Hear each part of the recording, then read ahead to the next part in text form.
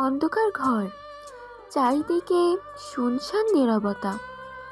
মাঝে বসে একটা লোক চিৎকার করতেছে, কিন্তু আশেপাশে কেউ নেই, কেউ তাকে সাহায্য করার মতো নেই। লোকটার চিৎকার শুনে কেউ তাকে সাহায্য করার জন্য এগিয়ে আসছে না। তখন হঠাৎ করে চারিদিকে কেমন জানি একটা আলো জ্বলে উঠল। সেই আলোটাও বড্ড ভয়ঙ্কর, একবার জ্বলছে আবার মুহূর্তের মধ্যে নিভে যাচ্ছে। একটা ভৌতিক পরিবেশ তৈরি হয়েছে। সেখানে লোকটা চিৎকার করছে, কারণ তার হাত পায়ের মধ্যে কারেন্টের শক দেওয়া হচ্ছে কিছুক্ষণ পর পর। কে দিচ্ছে সেটা কেউ জানে না। লোকটা তখন চিৎকার করে বলতে শুরু করলো, কে তুমি? আর কেন আমার সাথে এরকম করছো? যদি আমাকে মেরে ফেলার হয় তাহলে মেরে ফেলো, তবুও এত কষ্ট দিও না। কিন্তু ওপাশ থেকে একটা ভয়ঙ্কর হাসির আওয়াজ আসলো। সেই হাসি শুনে লোকটা মুখ বন্ধ করে ফেললো, কারণ বড্ড ভয়ঙ্কর হাসি। এই শোনার পর কোনো মানুষের স্বাভাবিকভাবে দাঁড়িয়ে থাকা সম্ভব না। তখন পেছন থেকে কেউ তাকে কাঁধে হাত রাখলো। তখন পিছনে ফিরে তাকালো লোকটা। এই লোক কোনো সাধারণ কেউ না, এই শহরের সবচেয়ে বড় ব্যবসায়ীদের একজন, আরিফ চৌধুরী। তখন পিছন ফিরে তাকিয়ে দেখলো একটা ছেলে দাঁড়িয়ে আছে, মুখের দ্বারা লাল রঙের একটা ভয়ঙ্কর মাস্ক। হাসতে হাসতে মাস্ক পরে ছেলেটা বলল, অন্যায় করে তুই কি ভেবেছিলি তোকে কেউ শাস্তি দিতে পারবে না, তাই না? তোর ম্যানেজারের জায়গা ছিল ওইটা, যেখানে তুই অফিস বানিয়েছিস। সে প্রতিবাদ করার কারণে তার নিষ্পাপ মেয়েটাকে ধর্ষণ করে মেরে ফেলেছিস। তাকেও মেরে ফেলেছিস, তার স্ত্রীকে পুলিশের কাছে কমপ্লেন করেছিল বলেই তাকেও মেরে ফেলেছিস। কিন্তু তুই জানিস না তুই কত বড় ভুল করেছিস, সেটার শাস্তি তোকে এখন পেতে হবে। দয়া করে আমাকে ছেড়ে দাও। আমি আর কোনোদিন এরকম কোনো কাজ করব না। আমি জানি আমি অনেক বড় ভুল করে ফেলেছি, আর কোনোদিন এরকম কোনো কাজ করব না। আমার কাছে ক্ষমা বলতে কোনো শব্দ নেই। আমি কাউকে ক্ষমা করি না। আমি যাকে একবার ধরে ফেলি তার মৃত্যু নিশ্চিত হয়ে যায়। তাই তোর মৃত্যু এখন নিশ্চিত, তোকে মরতে হবে। আমি লোভে পড়ে গিয়েছিলাম, সেজন্য এরকম কাজ করে ফেলেছি। আর কোনোদিন এরকম কাজ করব না। এবারের মতো আমাকে ছেড়ে দাও, কথা দিচ্ছি এরকম অন্যায় আর জীবনেও করব না। তুমি চাইলে আমার সব সম্পত্তি নিয়ে নিতে পারো, এরপরও আমাকে ছেড়ে দাও প্লিজ। আমি তোমার সম্পত্তি লোভী না। যদি তার সম্পত্তি আমার প্রয়োজন হতো তোকে এভাবে ধরে নিয়ে আসতাম না, তোকে ওখানেই শেষ করে দিতাম। এরপর তো সব কিছু দখল করে নিতাম। কিন্তু আমি তোকে মারব, কারণ ওই লোকটা কান্না করছিল, আমি সব দেখেছিলাম। সেই লোক আমার কাছে সব কিছু বলেছে, পুলিশের কাছে গিয়েছিল, কিন্তু তুই পুলিশকে টাকা দিয়ে আগে থেকে ম্যানেজ করেছিলি, সেজন্য পুলিশ এই বিচার করেনি। এখন আমি তোর বিচার করব, এমন বিচার করব যেটা তুই কল্পনাও করতে পারবি না। ছেলেটা হাসতে শুরু করলো। আর আরিফ চৌধুরী কান্না করতে করতে ছেলেটার কাছে ক্ষমা চাচ্ছে, কিন্তু ছেলেটা তাকে টানতে টানতে সামনে নিয়ে গেল। সামনে আগুনের মধ্যে গরম তেল টকবক করে ফুটছে। তখন এটা দেখার পর আরিফ চৌধুরী চিৎকার করে কান্না শুরু করলো, কিন্তু ছেলেটার মনে একটুও দেওয়া হলো না। চেয়ার সহ তাকে বাধা অবস্থায় ফেলে দিল ওই তেলের মধ্যে। তেলের মধ্যে পড়তেই আরিফ চৌধুরী শরীর তেলের মধ্যে মিলিয়ে গেল। ছেলেটা তখন হাসতে হাসতে বলল, আমার কাছে যারা অন্যায় করে তাদের ক্ষমা নেই। অন্যায়কারীদের শাস্তি পেতেই হবে, এরকম ভয়ঙ্কর শাস্তি পাবে তারা। তোকে মেরেছি, এখন দেখে এটা সবাই শিক্ষা নেবে, আগামীতে এরকম কোনো কাজ করার চেষ্টা করবে না। যদি করে তাহলে এরকমই শাস্তি পেতে হবে। পরের দিন পুরো দেশে এই সংবাদটা ছড়িয়ে পড়ল, কিন্তু কেউ সে অপরাধীকে খুঁজে পাচ্ছিল না। কে আরিফকে মারলো? তখন পুলিশের কাছে একটা অডিও বার্তা চলে গেল, যেখানে আরিফ চৌধুরী সব কিছু স্বীকার করেছে। যখন তারা এটা দেখলো, তখন তারা এই কেসের কাজটা বন্ধ করে দিল, কারণ আরিফ চৌধুরী নিজের পাপের শাস্তি পেয়েছে। কে তাকে মারলো সেই ব্যাপারটা কেউ কি তা জানে না। এদিকে সিএস ভার্সিটি অর্থাৎ সেন্ট্রাল সায়েন্স ইউনিভার্সিটিতে দীপ্ত চৌধুরী নিশা চৌধুরীর হাত চেপে ধরে। তখন নিশা কান্না করতে করতে বলল, ভাইয়া ছেড়ে দাও, ব্যথা পাচ্ছি তো। তোর সাথে নীলের এত কি কথা? তোকে আমি বলেছি না তুই ওর থেকে দূরে থাকবি? এরপরও কেন তুই ওর সাথে কথা বললি? সরি ভাইয়া, আমার ভুল হয়ে গেছে। নীল ভাইয়া আমাকে ডাকছিলেন, সেই জন্য আমি ওনার কাছে গিয়েছিলাম। আমি তোকে একটা কথা নিষেধ করলে এটা বুঝতে পারিস না? আমি কি তোর খারাপ চাই?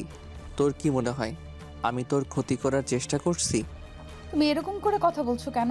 আমি বলেছি না আমার ভুল হয়ে গেছে। আমি তো ইচ্ছে করে ওনার সাথে কথা বলিনি। আর উনি তো আমার সাথে কোনো খারাপ ব্যবহার করেননি, আমার পড়াশোনার ব্যাপারে খোঁজ নিচ্ছিলেন। আমি তোকে এত কথা বলার জন্য বলিনি। আমি শুধু বলেছি তুই ওর সাথে কথা বলবি না। আমি তোর পড়ানোর জন্য আছি। তুই কেন ওর কাছে গিয়ে পড়াশোনার ব্যাপারে কথা বলবি? ভাইয়া ঠিক আছে, আর কথা বলবো না, সরি। ঠিক আছে, এখন বাসায় যাবি, বাসায় গিয়ে পড়তে বসবি। যদি বাদরামির চেষ্টা করিস তাহলে কিন্তু। আচ্ছা ঠিক আছে ভাইয়া, কিন্তু আমি তো চকলেট খাবো। যা বাসায় যা, এখনো কি বাচ্চা আছিস নাকি? নিশা মন খারাপ করে বাড়ি চলে এলো।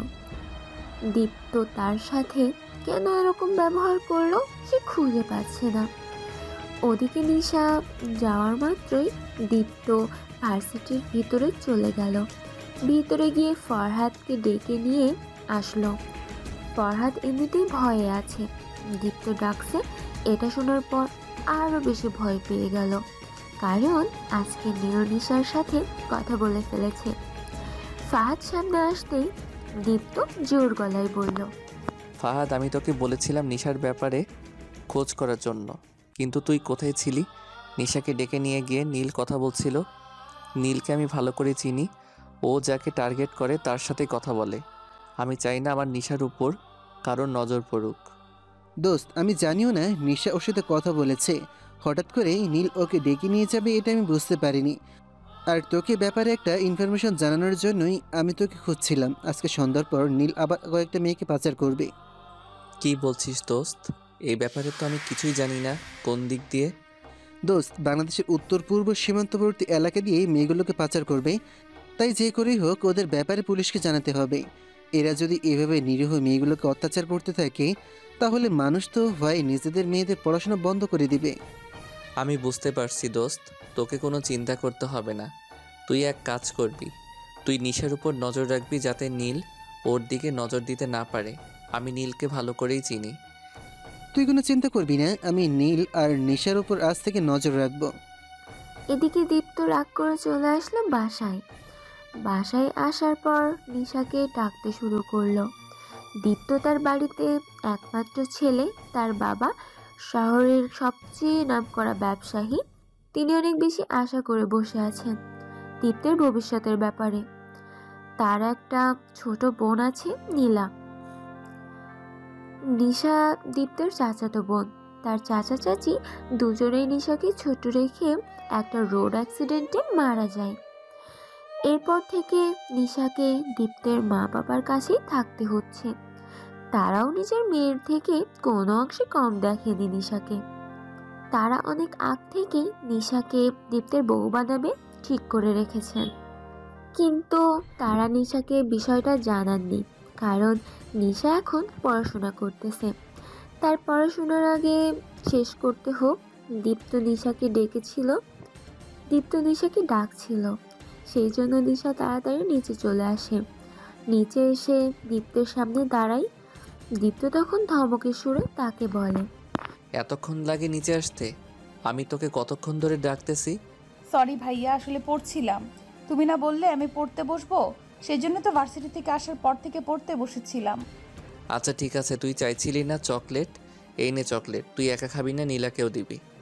ও মাই গড, চকলেট এনেছো? থ্যাংক ইউ ভাইয়া। তুমি আমার কথা কতটা চিন্তা করো, আমি ভাবছি তুমি ভুলে গেছো। নিশার এমন হাসি দেখে দীপ্তের মনটা শান্ত হয়ে যায়। নিজের প্রিয় মানুষের হাসি সবার কাছে ভালো লাগে, দীপ্তের কাছে অনেক ভালো লাগে। তাই হাসিটা দীপ্ত তখন খুশি মনে নিজের রুমে চলে গেল, কিন্তু তার ভিতরে কোনো একটা রাগ কাজ করছে, সেটা সে প্রকাশ করেনি। নিশার সামনে কারণ সে নিশার মন খারাপ করতে চায় না। নিশা তখন রুমে চলে গেল। রুমে চলে যাওয়ার পর নীলা তার কাছে আসলো। এদিকে দীপ্ত নিজের রুমে বসে ভার্সিটির কিছু কাজ করতেছে, কারণ সে শুধু ভার্সিটিতে একজন স্টুডেন্ট নয়, সে ভার্সিটির দ্বিতীয়বারের ভিপি। নীলা তখন নিশার কাছে এসে বলল, আপু, তুমি আমাকে রেখে একা একা চকলেট খাচ্ছ, কিন্তু আমাকে একবারও ডাকলে না। তোকে কেন ডাক দিব? এটা দীপ্ত ভাইয়া আমার জন্য এনেছে। তোর জন্য আনলে নিশ্চয়ই তোকে দিতাম। আচ্ছা, আমি যাই, গিয়ে ভাইয়াকে জিজ্ঞাসা করে আসি সে কেন শুধুমাত্র তোমার জন্য আনলো, আমার জন্য আনলো না কেন। আরে বনু, রাগ করিস না, আমি তো তোর সাথে একটু মজা করছিলাম। এই নে তোর জন্য চকলেট। তোর ভাইয়া কি শুধুমাত্র আমার জন্য আনে নাকি? তোর জন্যও এনেছে। তাহলে তুমি আমাকে মিথ্যে কথা বললে কেন? তুমি কি ভেবেছিলে তুমি আমারটা খেয়ে নিবে? তুই কি আমাকে এতটাই স্বার্থপর ভাবিস? যদি স্বার্থপর হতাম তাহলে এতক্ষণে খেয়ে নিতাম। হয়েছে, এখন দাও আমারটা, আমি খাবো। এদিকে নীলের লোকজন কয়েকটা মেয়েকে নিয়ে চলে গেল। তারা এই মেয়েকে বিদেশে পাচার করবে। তারা মেয়ে পাচারের সাথে অনেক দিন থেকে জড়িত। মেয়েগুলো চিৎকার করে কান্না করছিল, কিন্তু তারা তাদেরকে টেনে নিয়ে যাচ্ছিল। একদম সীমান্তের কাছাকাছি চলে আসলো, তখন সাথে আইনের লোকদের কন্টাক্ট আছে, তাই তাদেরকে আটকানোর মতো কেউ নেই। যখন তারা সীমান্তের একদম কাছাকাছি পৌঁছে গেল, তখন হঠাৎ করে তাদের মধ্যে কালো মাস্ক পরা একটা লোকের আবির্ভাব ঘটল। ছেলেটা আসার পর তাদের মারতে শুরু করলো। তারা কিছু বুঝে ওঠার আগেই কি থেকে কি হয়ে গেল, ছেলেটা তাদের শুইয়ে দিল। এরপর তাদের যে লিডার ছিল তার কাছে গেল, এরপর বলল, মেয়েগুলোকে বিদেশে পাচার করার জন্য এখানে নিয়ে এসেছিস? দেখি তোর কত বড় সাহস। এই মেয়েগুলোকে পাচার করিস কিভাবে? আমি দাঁড়িয়ে আছি, দেখি তুই পাচার কর। আমাকে ক্ষমা করে দাও, আমি আর কোনোদিন এরকম কোনো কাজ করব না। আমাকে টাকা দেওয়া হয়েছিল ওই কাজ করার জন্য, নাহলে আমি এই কাজ কোনোদিনও করতাম না। আমি অনেক বড় একটা ভুল কাজ করে ফেলেছি, আর কোনোদিন এরকম কোনো কাজ করব না। ক্ষমা? তাও আবার তোদেরকে? হা হা হা, তোরা আমাকে হাসালি। তোদের মতো জঘন্য মানুষকে যদি ক্ষমা করি, তাহলে সৃষ্টিকর্তাও আমাকে ক্ষমা করবে না। তোদের একটাই শাস্তি, মৃত্যু। তবে এভাবে তোদেরকে মারবো না, তোদের এত ভয়ঙ্করভাবে মারবো যেটা তোরা কল্পনাও করতে পারবি না। তোর নাম কি, আর তুই কি কাজ করিস? তাড়াতাড়ি বল। ভাই, আমার নাম তৌফিক। আমি নীলের সাথে অনেক দিন ধরে কাজ করি।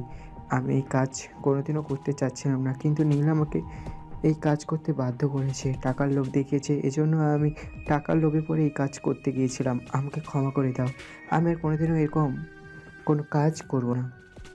তোর ক্ষমা দরকার তাই না? চল, তোকে ক্ষমা করে দিব। বলেই অপরিচিত ছেলেটা তৌফিককে টানতে টানতে নিয়ে গেল উপরের দিকে পাহাড়ের একটা গর্ত। সেখানে গিয়ে ছেলেটার হাতে পায়ে ধারালো ব্লেড দিয়ে আঘাত করতে শুরু করলো। ছেলেটার মুখের উপর ধারালো ব্লেডের আঘাত। প্রতিটা আঘাতেই ছেলেটা পৃথিবী কাঁপানো আর্তনাদ করছিল। ওই পরিচিত ছেলেটা তৌফিকের চোখের উপর ব্লেড দিয়ে আঘাত করলো। সুযোগ বুঝে ছেলেটার হাত থেকে তৌফিক পালিয়ে গেল। তবে পালিয়ে গেল নাকি ওই ছেলেটা তাকে ছেড়ে দিল, এটা কেউ জানে না। তৌফিক দৌড়াতে শুরু করলো। পিছন থেকে সে অপরিচিত ছেলেটা চিৎকার করে হাসতে শুরু করলো আর বলতে শুরু করলো, তোর জীবন আর মাত্র 10 মিনিট। 10 মিনিট পরেই তুই এই পৃথিবীর মায়া ত্যাগ করে চলে যাবি। তোরা কি ভেবেছিলি এইরকম নিরীহ মেয়েগুলোকে পাচার করে দিবি, তাই না? যতদিন আমি বেঁচে আছি ততদিন এটা করতে পারবি না। সেই ছেলেটা কতক্ষণ দৌড়ালো। দৌড়াতে দৌড়াতে হঠাৎ করে সে বুঝতে পারলো তার শরীর অবশ হয়ে আসছে, কারণ ওই ব্লেডের মধ্যে বিষ লাগানো ছিল। তাকে এমনভাবে আঘাত করা হয়েছে যাতে বিষ একদম ভিতরে চলে যায়। এত ভয়ঙ্করভাবে কোনো মানুষকে মারা হয় এটা হয়তো কেউ ভাবতেও পারেনি। ছেলেটা চিৎকার করে কান্না করতে শুরু করলো আর মাটিতে লুটিয়ে পড়লো। কিছুক্ষণের মধ্যেই সে মারা গেল। সেই অপরিচিত লোকটা মেয়েগুলোর দিকে এগিয়ে আসলো এবং বলল, তোমরা সবাই তো সিএস ভার্সিটিতে পড়ো, তোমাদের পরিচয় দাও। আমি তোমাদের সবাইকে তোমাদের বাসায় পৌঁছানোর ব্যবস্থা করব। চিন্তা করো না, আমি ওদেরকে যেভাবে মেরেছি তোমাদের সেভাবে মারব না। আমি তোমাদেরকে বাঁচানোর জন্য এখানে এসেছি, তাই তোমরা এখন নিশ্চিত থাকতে পারো আমি তোমাদেরকে তোমাদের বাসায় পৌঁছানোর ব্যবস্থা করব। তখন মেয়েগুলো লোকটার দিকে তাকালো, কিন্তু চিনতে পারলো না, কারণ লোকটার পুরো মুখ কালো একটা মাস্ক ছিল। সে কারণে লোকটার মুখ দেখা যাচ্ছিল না। তারা তখন কান্না করতে শুরু করলো। কেউ মৃত্যুর মুখ থেকে বেরিয়ে আসলে কীরকম অনুভূতি হয় সেটা হয়তো বলে বোঝানো সম্ভব না, এটা শুধু অনুভব করতে হয়। এরকম পরিস্থিতিতে মানুষ নিজেকে চিন্তাশক্তি হারিয়ে ফেলে। সেই মুহূর্তে যদি কেউ তাদেরকে সহযোগিতা করে তাহলে সেই তাদের কাছে স্বর্গসুখের মতো মনে হয়।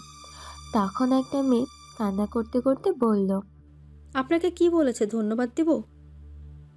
আপনাকে আমরা চিনতে পারছি না। আপনি যদি আপনার পরিচয় দিতেন তাহলে অনেক ভালো হতো। আমাদের জীবন বাঁচিয়েছেন, আপনার প্রতি আমরা চিরকৃতজ্ঞ। আমার প্রতি কৃতজ্ঞতা প্রকাশ করতে হবে না, এটা আমার একটা দায়িত্ব। আর আমার পরিচয় জেনে তোমাদের কোনো লাভ নেই। তোমরা নিজেদের পরিচয় দাও, আমি তোমাদের বাসায় পৌঁছানোর ব্যবস্থা করছি। এখন তাড়াতাড়ি তোমাদের বাসায় যেতে হবে। তোমাদের বাড়ির লোক হয়তো তোমাদেরকে পাগলের মতো খুঁজতেছে। মেয়েগুলো আর কোনো কথা বলল না, কারণ লোকটা তার নিজের পরিচয় প্রকাশ করতে চাইছে না। তখন তারা সবাই নিজেদের পরিচয় এবং তাদের ঠিকানা বলে দিল। তখন তাদেরকে নিয়ে যাওয়া হলো রোডের দিকে। সেখানে একটা গাড়ি দাঁড় করানো ছিল।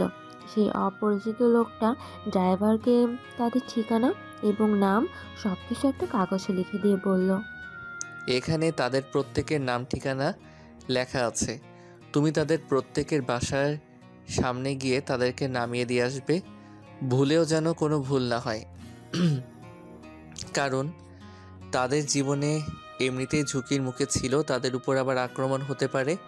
তাই তোমাকে খুব সাবধানে পৌঁছে দিয়ে আসবে।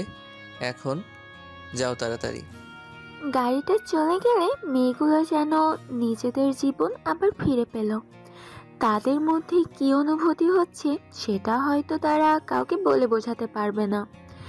এই মুহূর্তটা মানুষের জীবনে কতটা ইফেক্ট ফেলে সেটা একমাত্র সেই মানুষই জানতে পারবে, যে একবার মৃত্যুর মুখোমুখি হয়েছে। মৃত্যুর মুখ থেকে ফিরে আসা অনেকটা স্বপ্নের মতো মনে হয়, যে এটা আমরা বিভিন্ন সিনেমা বা গল্পের কাহিনীতে পড়ি, কিন্তু বাস্তবে সেটা কেমন সেটা হয়তো এই মেয়েগুলো উপলব্ধি করতে পেরেছে। এদিকে নিশা তখন একটা অঙ্ক কিছুতেই বুঝতে পারছিলেন না, সেই জন্য দেখাতে দীপ্তের রুমে আসলো, কিন্তু তাকে কোথাও খুঁজে পেল না। সে ভাবলো হয়তো ওয়াশরুমে, সেই জন্য অনেকক্ষণ ধরে বসে থাকলো, কিন্তু ওয়াশরুম থেকে কোনো সাড়া শব্দ শুনতে পেল না। সেজন্য ওয়াশরুমে গিয়ে দেখলো, কিন্তু দীপ্তকে দেখতে পেল না।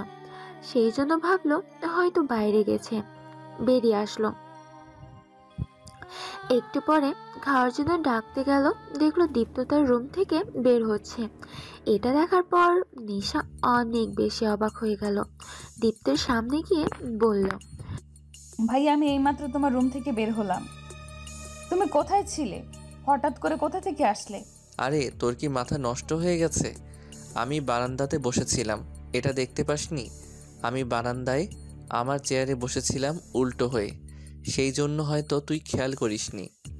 আরে ভাই আমি কিভাবে এত বড় ভুল করলাম? আমি তো সব জায়গায় খুঁজেছিলাম কিন্তু তোমাকে কোথাও দেখতে পেলাম না। হঠাৎ করে তুমি কোথা থেকে আসলে? ঘুমিয়ে ঘুমিয়ে হাঁটলে কি কোনো কিছু পাওয়া যায়? পড়া বুঝতে গিয়েছিলি নাকি ঘুমাতে গিয়েছিলি সেটা আমি খুব ভালো করেই জানি। আমি দেখছিলাম তুই ঘুমিয়ে ঘুমিয়ে হাঁটছিলি, তাই ভাবলাম হয়তো অনেক ঘুম পেয়েছে, তাই ফিরে আসতে গেলে জিজ্ঞেস করিনি। আচ্ছা ঠিক আছে, খেতে আসো, বড় আম্মু ডাকছে খেতে। খাওয়া দাওয়া শেষ, সবাই ঘুমিয়ে পড়ল। পরের দিন সকালে নীল তার কাজ সফল হয়ে গেছে ভেবে অনেক আনন্দে ছিল, কিন্তু হঠাৎ করে তার বন্ধু রাফি আমি তার সামনে আসলো। অনেক চিন্তিত দেখাচ্ছিল তাকে। তাকে এত চিন্তিত দেখে নীল জিজ্ঞাসা করলো, কি ব্যাপার, তুই এত চিন্তিত কেন? কি হয়েছে, কোনো সমস্যা? দোস্ত, সর্বনাশ হয়ে গেছে। আমাদের কাজ সফল হয়নি। তৌফিককে কেউ একজন ভয়ঙ্করভাবে মার্ডার করে দিয়েছে। সাথে যত মেয়ে ছিল সবাইকে কারা নিয়ে গেছে, কোথায় নিয়ে গেছে কেউ জানে না। আমাদের যত লোকজন আছে সবাইকে মেরে ফেলা হয়েছে। তোর মাথা নষ্ট হয়ে গেছে। তুই কি বলতে চাইছিস বুঝতে পারছিস? আমাদের এত কষ্টের কাজ, আমরা এত কষ্ট করে 17টা মেয়ে একত্রিত করলাম, আর তোরা সব কিছু ধ্বংস করে দিলি কিভাবে? তৌফিক কে মেরেছে কিছু বুঝতে পেরেছিস? দোস্ত, সব কিছু আমার মাথার উপর দিয়ে যাচ্ছে। আমার মাথায় কিছু ঢুকতেছে না। এত ভয়ঙ্করভাবে তৌফিককে মারা হয়েছে, তার পুরো শরীরে বিষ ছড়িয়ে পড়েছে, রাতে তাকে মারা হয়েছে, সকালের ভিতরে তার শরীর পচে গেছে। তোরা একটা কাজ ঠিক মতো করতে পারিস না। একটু পর আমার কাছে কল আসবে, আমি কি বলবো তাদেরকে? তারা অপেক্ষা করছে, হয়তো এতক্ষণে তাদের কাছে মাল পৌঁছে যাবার কথা ছিল, কিন্তু তোরা কিছুই করতে পারলি না। এখন আমি তাদেরকে কি বলবো? আমি কিভাবে তাদের টাকা ফেরত দিব? আমার মনে হচ্ছে এসবের পিছনে কোনো না কোনো ভাবে দীপ্ত জড়িয়ে আছে, কারণ দীপ্ত ছাড়া আমাদের বর্তমানে কোনো শত্রু নেই। না, আমার মনে হয় না দীপ্ত এসবের সাথে জড়িয়ে আছে, কারণ দীপ্ত আমাদের এই ব্যাপারে কিছুই জানে না। আর যদিও জেনে থাকে তবু দীপ্ত একাই এসব করতে পারবে না। অন্য কেউ আছে যে আমাদের ক্ষতি করার চেষ্টা করতেছে। কিন্তু তোর সামনে তো ভার্সিটি নির্বাচন, তুই কী করবি? গতবারও ফেল করেছিস, এবার কিন্তু ফেল করলে চলবে না। দীপ্তকে হারাতে হবে, না হলে ভার্সিটিতে আমাদের পাওয়ার চলবে না। এটাই তো আমিও চিন্তা করছি, কিন্তু তাকে দুর্বল করা অসম্ভব।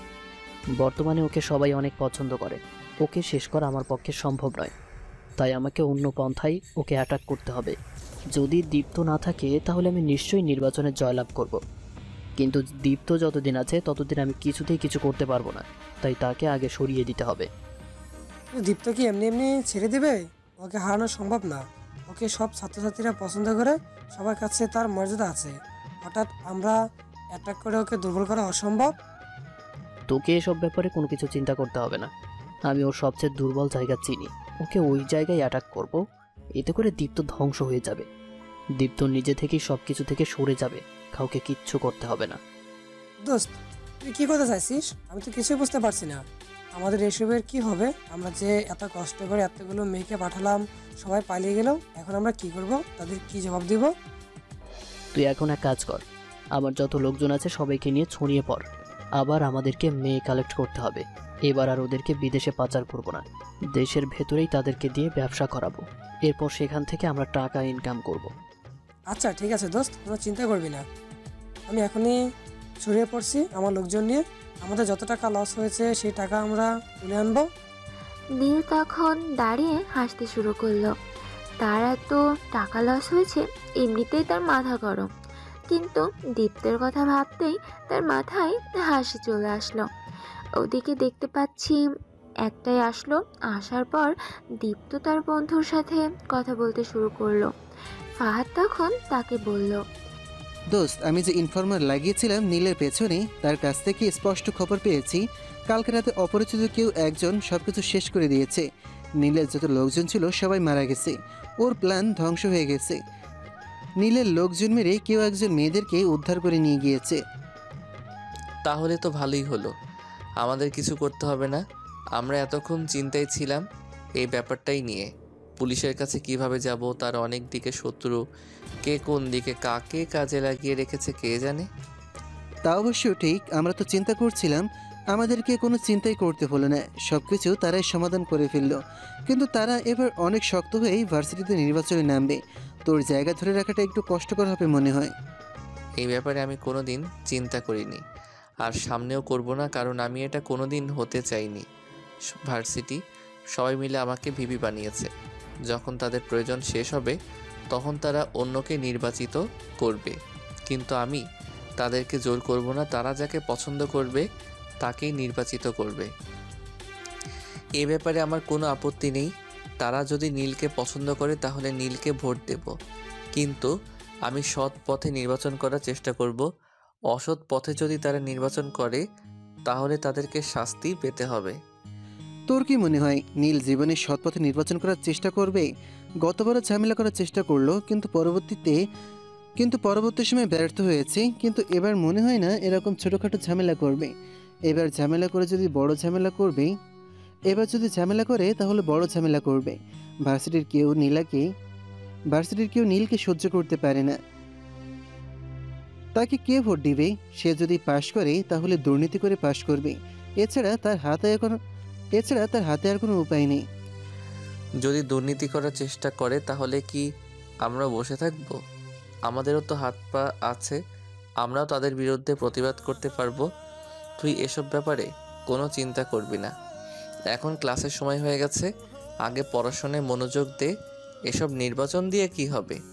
এরপর তারা দুজন ক্লাসে চলে গেল। তবে আসার সময় নিশাকে নিয়ে এসেছিল। তার প্রতিদিন একটা কাজ নিজের গাড়িতে করে নিয়ে আসে নিশাকে এবং নীলাকে নিজের স্কুলে নামিয়ে দিয়ে নিশাকে নিয়ে চলে আসে ভার্সিটিতে। নিশা এবার অনার্স প্রথম বর্ষে ভর্তি হয়েছে আর দীপ্ত ফাইনাল ইয়ারে। নিশা তখন ক্লাস করে বাইরে বের হয়ে আসলো। তার ক্লাস শেষ হয়ে গেছে তাড়াতাড়ি। তখন তারা দুই বান্ধবী বের হচ্ছিল।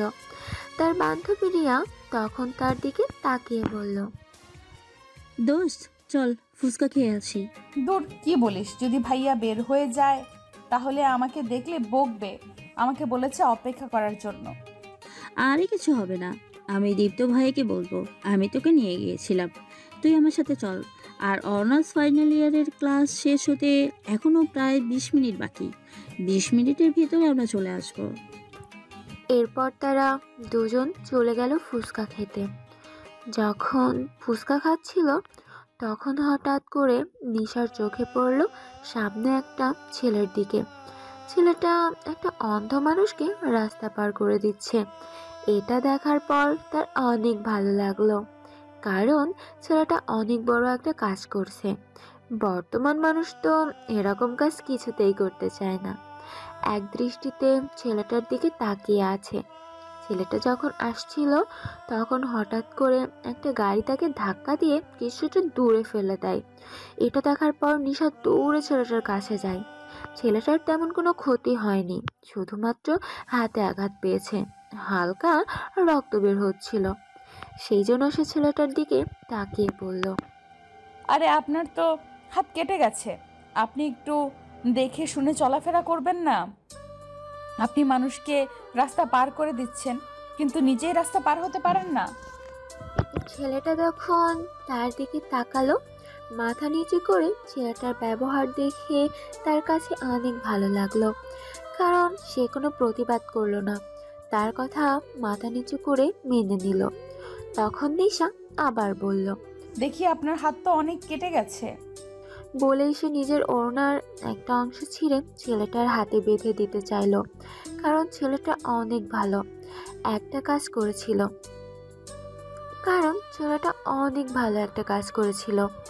এরপর এরকম মানুষকে সহযোগিতা করাতে পারলে ভাগ্যের বিষয়, সেই জন্য সে সহযোগিতা করছিল। যখনই সে ছেলেটার হাতে কাপড়টা বাঁধতে যাবে তখন তার কাঁধে কেউ একজন হাত দিল। সে পিছন ফিরে দেখলো দীপ্ত দাঁড়িয়ে আছে, তার চোখ দিয়ে আগুন ঝরে পড়ছে। এটা দেখার পর নিশা কিছুটা হতভম্ব হয়ে গেল, কিন্তু কি করবে, কিছুই খুঁজে পাচ্ছিল না। তখন দীপ্ত বলল, আমি তোকে ভার্সিটির ভিতর অপেক্ষা করতে বলেছিলাম, তুই কেন বাইরে আসলি? আর এখানে এসব কি হচ্ছে? আসলে ভাইয়া উনি রাস্তা পার হতে গিয়ে পড়ে গিয়েছিলেন, হাত কেটে গেছে, সেই জন্য আমি ওনার হাতে একটা কাপড় বেঁধে দিতে চাইছিলাম। অনেক রক্ত পড়ছে, দেখছো? আমার হাতে দে, আমি এটা বেঁধে দিব। বলেই দীপ্ত টান দিয়ে নিশার হাত থেকে কাপড়ের টুকরোটা নিল আর ছেলেটার হাতে বেঁধে দিল। ছেলেটাকে সেখান থেকে চলে যেতে বলল। ছেলেটা আস্তে আস্তে সেখান থেকে চলে গেল। দীপ্ত তখন নিশাকে টানতে টানতে গাড়িতে এনে বসালো। এরপর তার দিকে তাকিয়ে বলল, মানুষের জন্য এত দরদ কোন দিন থেকে হলো? কই আমার তো এরকম হলে কোনোদিন এরকম করিসনি। ছেলেটার হাত কেটেছে বলে তুই নিজের ওড়না ছিঁড়ে ছেলেটার হাত বেঁধে দিতে গিয়েছিলি। এত দরদ কোথা থেকে আসে? আসলে ভাইয়া ছেলেটা একটা অন্ধ মানুষকে রাস্তা পার করে দিতে গিয়ে এরপর ফিরে আসার সময় অ্যাক্সিডেন্ট করে ব্যথা পেয়েছে। সেই জন্য আমার অনেক মায়া হচ্ছিল, তাই এই রকম কাজ করেছি। কেন, আমি কি ভালো কাজ করিনি? দীপ্তর মাথায় রাগে ফেটে যাচ্ছে। সে কোনো কথা বলতে পারছিল না। তখন সে কোনো কথা না বলে গাড়ি চালাতে শুরু করলো। কোনো মতে গাড়ি এনে বাড়ির পার্ক করে নিজের রুমে চলে গিয়ে শাওয়ার ছেড়ে তার নিচে দাঁড়িয়ে মাথা ঠান্ডা করতে শুরু করে।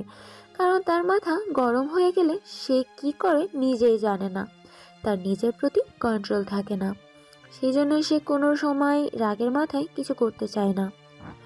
এরপরও নিশা তাকে বারবার রাগিয়ে দেয়। তখন সে মনে মনে বলতে শুরু করলো, নিশা, তুই কোনোদিন আমার ভালোবাসার গভীরতা বুঝতে পারবি না। আমি তোকে কতটা ভালোবাসি সেটা যদি বলে প্রকাশ করতে পারতাম তাহলে তোকে বোঝাতে পারতাম। কিন্তু কেউ একজন বলেছিল, ভালোবাসা ভাষায় বলে প্রকাশ করা যায় না, অস্তিত্বের প্রতিটা কোনায় কোনায় এটা মিশ্রিত থাকে। আমি তোকে কতটা ভালোবাসি সেটা একমাত্র আমি জানি। আমার প্রতিটা নিঃশ্বাস তোকে নিয়ে ভাবে।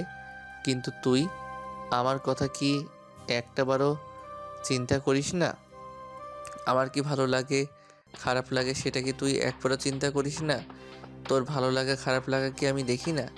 তুই যেটা ভালোবাসিস সেটাই আমি করার চেষ্টা করি।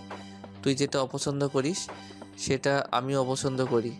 এটাকে তোর প্রতি আমার দুর্বলতা মনে করিস না? কেন তুই বুঝতে চাস না? শুধু মুখে বললেই কি ভালোবাসা হয়? ভালোবাসা কি হৃদয়ের সাথে হৃদয়ের সম্পর্কের নাম না? তাহলে ভালোবাসা কি? ভালোবাসা কি শুধু ভালোবাসি ভালোবাসি বলেও ঘুরে বেড়ানোর নাম? ভালোবাসা তো অন্তরের গভীর থেকে অন্যের প্রতি আকর্ষণ অনুভবের নাম। আমি জানি না আমি তোকে কোনোদিন বলতে পারবো কি না আমি তোকে ভালোবাসি। জানি না তুই আমাকে কোনোদিন ভালোবাসবি কি না, কিন্তু একটা কথা মনে রাখবি, তুই আমার এই হৃদয়ের প্রতি স্পন্দনে আছিস। তোকে আমার থেকে কেউ কোনোদিন আলাদা করতে পারবে না। যদি আলাদা হয়ে যাস তাহলে তো সেটা শুধু শারীরিক দূরত্ব, কিন্তু আমার থেকে তোর অন্তরের দূরত্ব কোনো দিন হবে না। আমি জানি হয়তো তুই আমাকে ভালোবাসিস না, কিন্তু তোকে আমি কতটা ভালোবাসি সেটা না পৃথিবীর কোনো যন্ত্র দ্বারা পরিমাপ করা সম্ভব নয়। আমি নিজেও জানি না তোকে কেন এতটা ভালোবাসি। ভালোবাসা হয়তো এটারই নাম। ভালোবাসার কারণ বর্ণনা করা যায় না। যদি আমি বর্ণনা করতে পারি আমি তোকে কেন ভালোবাসি, তাহলে এটা তো আমার ভালোবাসা নয়। তোর প্রতি আমার ভালো লাগার কারণ বর্ণনা করা যায়, কিন্তু ভালোবাসার কারণ বর্ণনা করা যায় না। আমিও ঠিক তেমনই হয়ে গেছি। আমি তোর প্রতিটা আঘাত সহ্য করে যাব, কিন্তু জবাব আমার কাছ থেকে তুই পাবি না। দীপ্ত কান্না করছে। ছেলেটা নাকি সহজে কান্না করে না, কিন্তু ভালোবাসার মানুষের কাছে প্রতিটা মানুষই দুর্বল। পৃথিবীর সবচেয়ে দুর্বলতম জায়গা যদি বলা হয় কোথায়, তাহলে ভালোবাসার মানুষের কাছে আসা। এই জায়গায় আসার পর প্রতিটা শক্ত মানুষই মোমের মতো গলে যায়।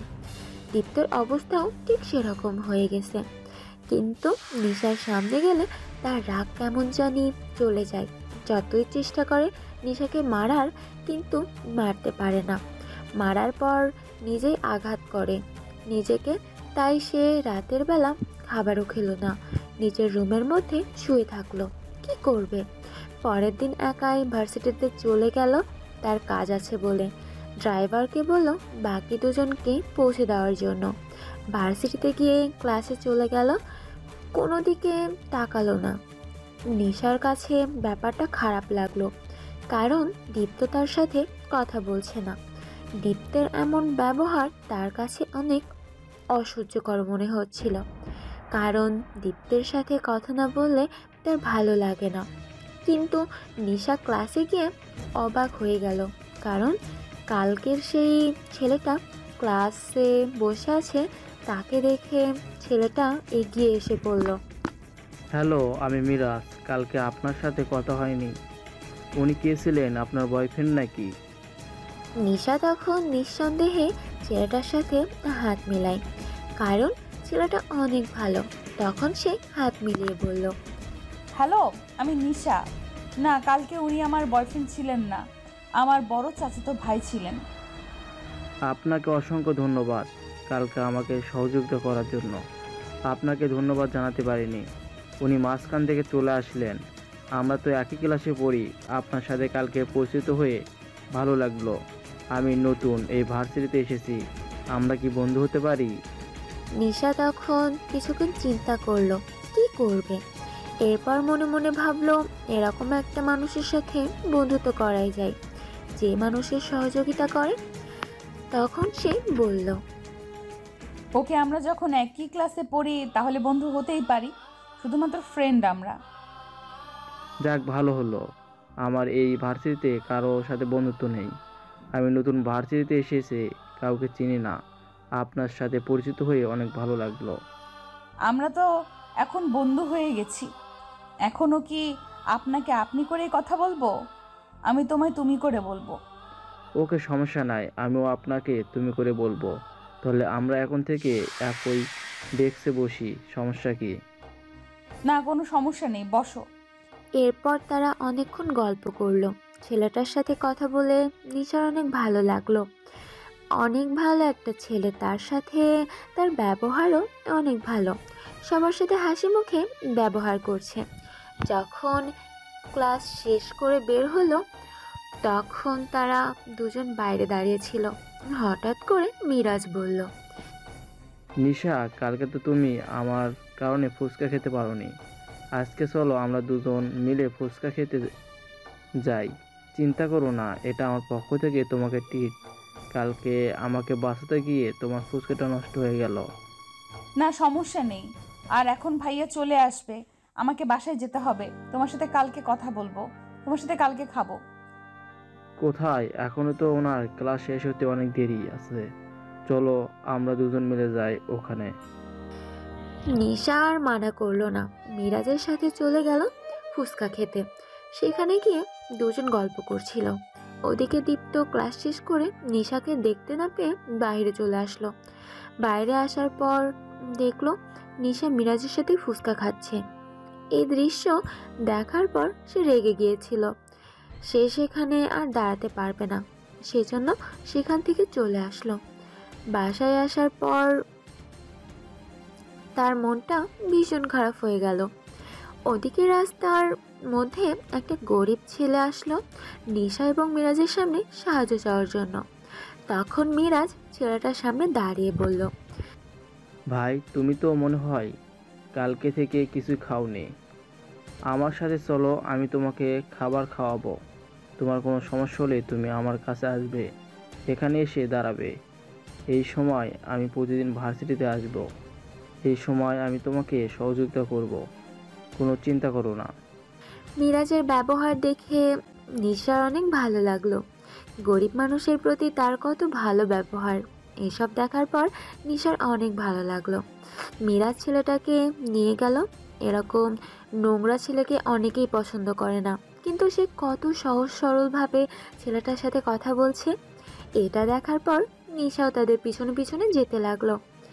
খাওয়া দাওয়ার পর মিরাজ ছেলেটার হাতে একটা 500 টাকার নোট দিয়ে বলল, এই নাও ভাই, এটা তুমি রাতে খাবার কেনার সময় ব্যবহার করবে। আর তুমি কালকে এই সময় এখানে চলে আসবে। আমি তোমাকে সহযোগিতা করব, কেউ না করলেও। তুমি কোনো চিন্তা করো না। ছেলেটার হাসি মুখে সেখান থেকে চলে যেতে গেলে নিশা তখন মিরাজের দিকে তাকিয়ে বলল, তোমার ব্যবহার সত্যিই চমৎকার। তোমার কত চিন্তা গরিব মানুষদের প্রতি। এরকম যদি সবাই করতো তাহলে গরিব মানুষেরা অনেক ভালো জীবনযাপন করতে পারতো। নিশাত, এটা বললে আমার লজ্জা লাগে। আমি কাউকে দেখানোর জন্য বা কোনো কিছু পাওয়ার জন্য এসব করি না। আমার তাদের প্রতি একটা দায়িত্ব আছে। আমরা সবাই যদি সবার পাশে দাঁড়াই তাহলে সমাজটা অনেক সুন্দর হবে।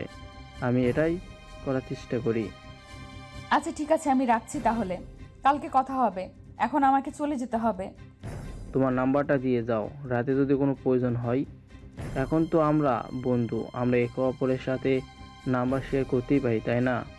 ছেলেটা হাসি মুখে সেখান থেকে চলে গেল। নিশা তখন মিরাজের দিকে তাকিয়ে বলল, নিশা তখন নাম্বার দিয়ে দিল। তার কাছে ব্যাপারটা তেমন একটু সন্দেহজনক মনে হলো না, কারণ ছেলেটা অনেক ভালো এবং ব্যবহারও অনেক সুন্দর। এর সাথে তার চরিত্র অনেক ভালো। কিন্তু নিশা যখন ভার্সিটির ভিতরে আসলো তখন দীপ্তকে দেখতে পেল সে চলে গেছে। এটা দেখার পর তার অনেক খারাপ লাগলো, কারণ দীপ্ত তাকে না নিয়ে গেল। সে মনে মনে ভয় পেল দীপ্ত মনে হয় বাসায় গিয়ে তার সাথে চিৎকার চেঁচামেচি করবে। সেজন্য সে ভয়ে ভয়ে বাসার ভেতর প্রবেশ করলো, কিন্তু কোনো সমস্যা হলো না। খাবার টেবিলে যখন বসলো তখন দীপ্তের মা নীলার দিকে তাকিয়ে বলল,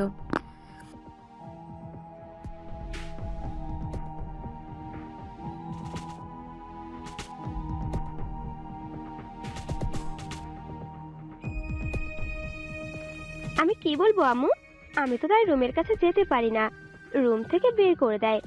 কথা বলছে না কারোর সাথে, কোনো একটা বিষয় নিয়ে অনেক বেশি চিন্তায় আছে মনে হয়।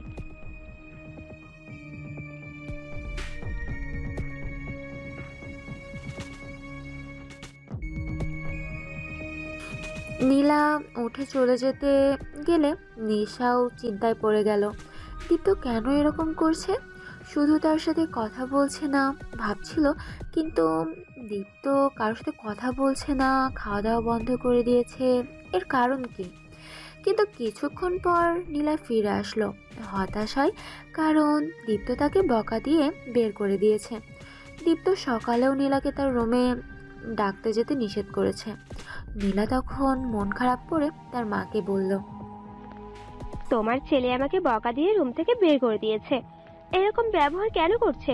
আমি তাকে খাবার জন্য ডাকলাম আর সে আমাকে মারার জন্য তেড়ে এসেছে। দীপ্তের মাও খাবার বন্ধ করে দিলেন। নিজের ছেলের এরকম ব্যবহার দেখে তার ছেলের কি হয়েছে তিনি খুঁজে পাচ্ছেন না। ওদিকে দীপ্ত নিজের রুমে বসে কান্না করতেছে। সে সহজে কান্না করে না, কিন্তু আজকে সে কান্না থামাতে পারছে না। নিজের প্রিয় মানুষটা দূরে চলে যাবে, এটা কেউই মেনে নিতে পারবে না। দীপ্তও মেনে নিতে পারছিল না। এই একটা ছেলে তার জীবনে হঠাৎ করে কিভাবে চলে আসলো। অনেক ভালোই ছিল তার জীবন। নিশা তখন উঠে গেল, কিন্তু দীপ্তের রুমের সামনে গিয়ে দেখলো দীপ্ত বিছানায় শুয়ে আছে। নিশা দরজার সামনে দাঁড়িয়ে বলল, ভাইয়া ভেতরে আসতে পারি? দীপ্ত তাড়াতাড়ি বিছানা থেকে উঠে চোখের জল সবার আড়ালে মুছে নিল। নিশা আড়ালে বুঝতে পারলো না। তখন নিশা দৌড়ে আসলো ভিতরে, এসে দীপ্তের সামনে দাঁড়িয়ে জিজ্ঞাসা করলো, ভাইয়া তুমি কান্না করছিলে কেন? আমি কি কোনো ভুল করে ফেলেছি? তুমি আমাকে বলো, তুমি কেন এরকম ব্যবহার করছো? আজকে ভার্সিটিতে যাবার সময় আমাকে নিয়ে গেলে না, আবার আসার সময় আমাকে নিয়ে আসলে না, এর কারণ কি? আমার কাজ ছিল সেই জন্য আমি চলে গিয়েছিলাম, আর আসার সময় দেখলাম তুই ব্যস্ত, সেই জন্য তোকে নিয়ে আসতে পারিনি, সরি। ভাইয়া তুমি এরকম ব্যবহার করো না, তোমার এরকম ব্যবহার আমার কাছে ভালো লাগছে না। তুমি খাওয়া দাওয়া বন্ধ করে দিয়েছো, দেখো বড় আম্মুও খাওয়া দাওয়া বন্ধ করে দিয়েছে, তোমার কারণে সবাই কষ্ট পাচ্ছে। তুমি কেন এটা বুঝতে পারছো না? তোকে আমার ব্যাপারে কোনো চিন্তা করতে হবে না, আর সবাইকে বলে দিবি আমার ব্যাপারে কোনো চিন্তা না করতে। আমি বাইরে থেকে খাওয়া দাওয়া করে নিব। আমি ভার্সিটির একটা বিষয় নিয়ে চিন্তায় আছি, তাই আমার সাথে যেন কেউ যোগাযোগ করার চেষ্টা না করে, এটা সবাইকে বলে দিবি। না ভাইয়া, তোমাকে রেখে আমরা খেতে পারছি না, তুমি না খেলে আমরা খেতে পারি না, এটা তুমি জানো না? তুমি কেন এরকম করছো? তুমি চলো আমাদের সাথে, খেয়ে আবার চলে আসবে। এই তুই বুঝতে পারছিস না আমি তোকে কি বলছি? আমি একটা বিষয় নিয়ে টেনশনে আছি, আমাকে কি একটু একা থাকতে দিবি না? তোদের কারণে কি করব? আমি বাড়ি ছেড়ে চলে যাব? বল, আমি বাড়ি ছেড়ে চলে যাই? নিশা এবার কান্না করে দিল। দীপ্ত এই ব্যবহার দেখে আর থেমে থাকতে পারলো না, কারণ সে নিশার কান্না সহ্য করতে পারে না। পৃথিবীর সব কিছু সহ্য করতে পারবে, কিন্তু এই জিনিসটা সে সহ্য করতে পারবে না। সেজন্য সে উঠে চলে গেল নিশার সাথে। এরপর খাওয়া দাওয়া করলো। সবাই অনেক বেশি খুশি হলো, কারণ দীপ্ত খাবার খেয়েছে। খাওয়া দাওয়া শেষ করে দীপ্ত আবার রুমে চলে আসলো। এসে আবার কান্না করতে শুরু করলো, আর আকাশের দিকে তাকিয়ে বলল, আজ অমাবস্যার রাত, অন্ধকার চারিদিক, আমার জীবনটাও অন্ধকার হয়ে গেছে। নিশাকে আমি কিভাবে বোঝাবো? তাকে তো আমি জোর করে কোনো কিছু করাতে পারবো না, কারণ সে এখন আর ছোট নেই যে তাকে জোর করে কোনো কিছু করানো যাবে। এখন সে বুঝতে শিখেছে, তাই সে কি আমার ভালোবাসা বুঝতে পারে না? পৃথিবীর সব কিছুই তো সে বুঝতে পারে, কিন্তু শুধুমাত্র আমার ব্যাপারে কেন এরকম করে? ওদিকে নিশা চিন্তা করতে শুরু করলো দীপ্ত তার সাথে কেন এরকম ব্যবহার করছে, কিন্তু কিছু খুঁজে পেল না।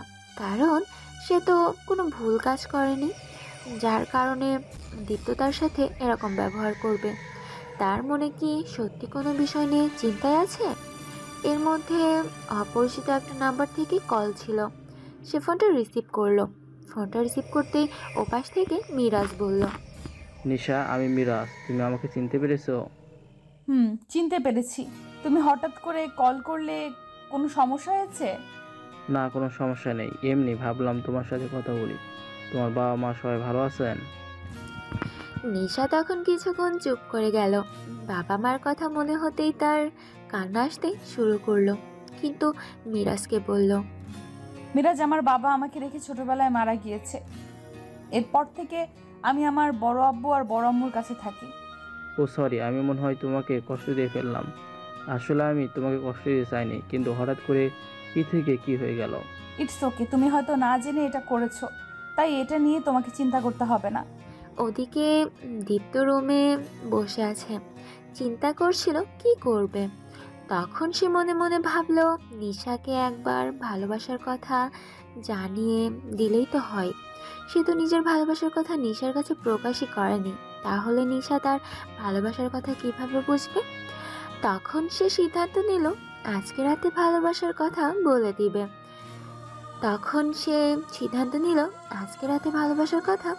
দিবে।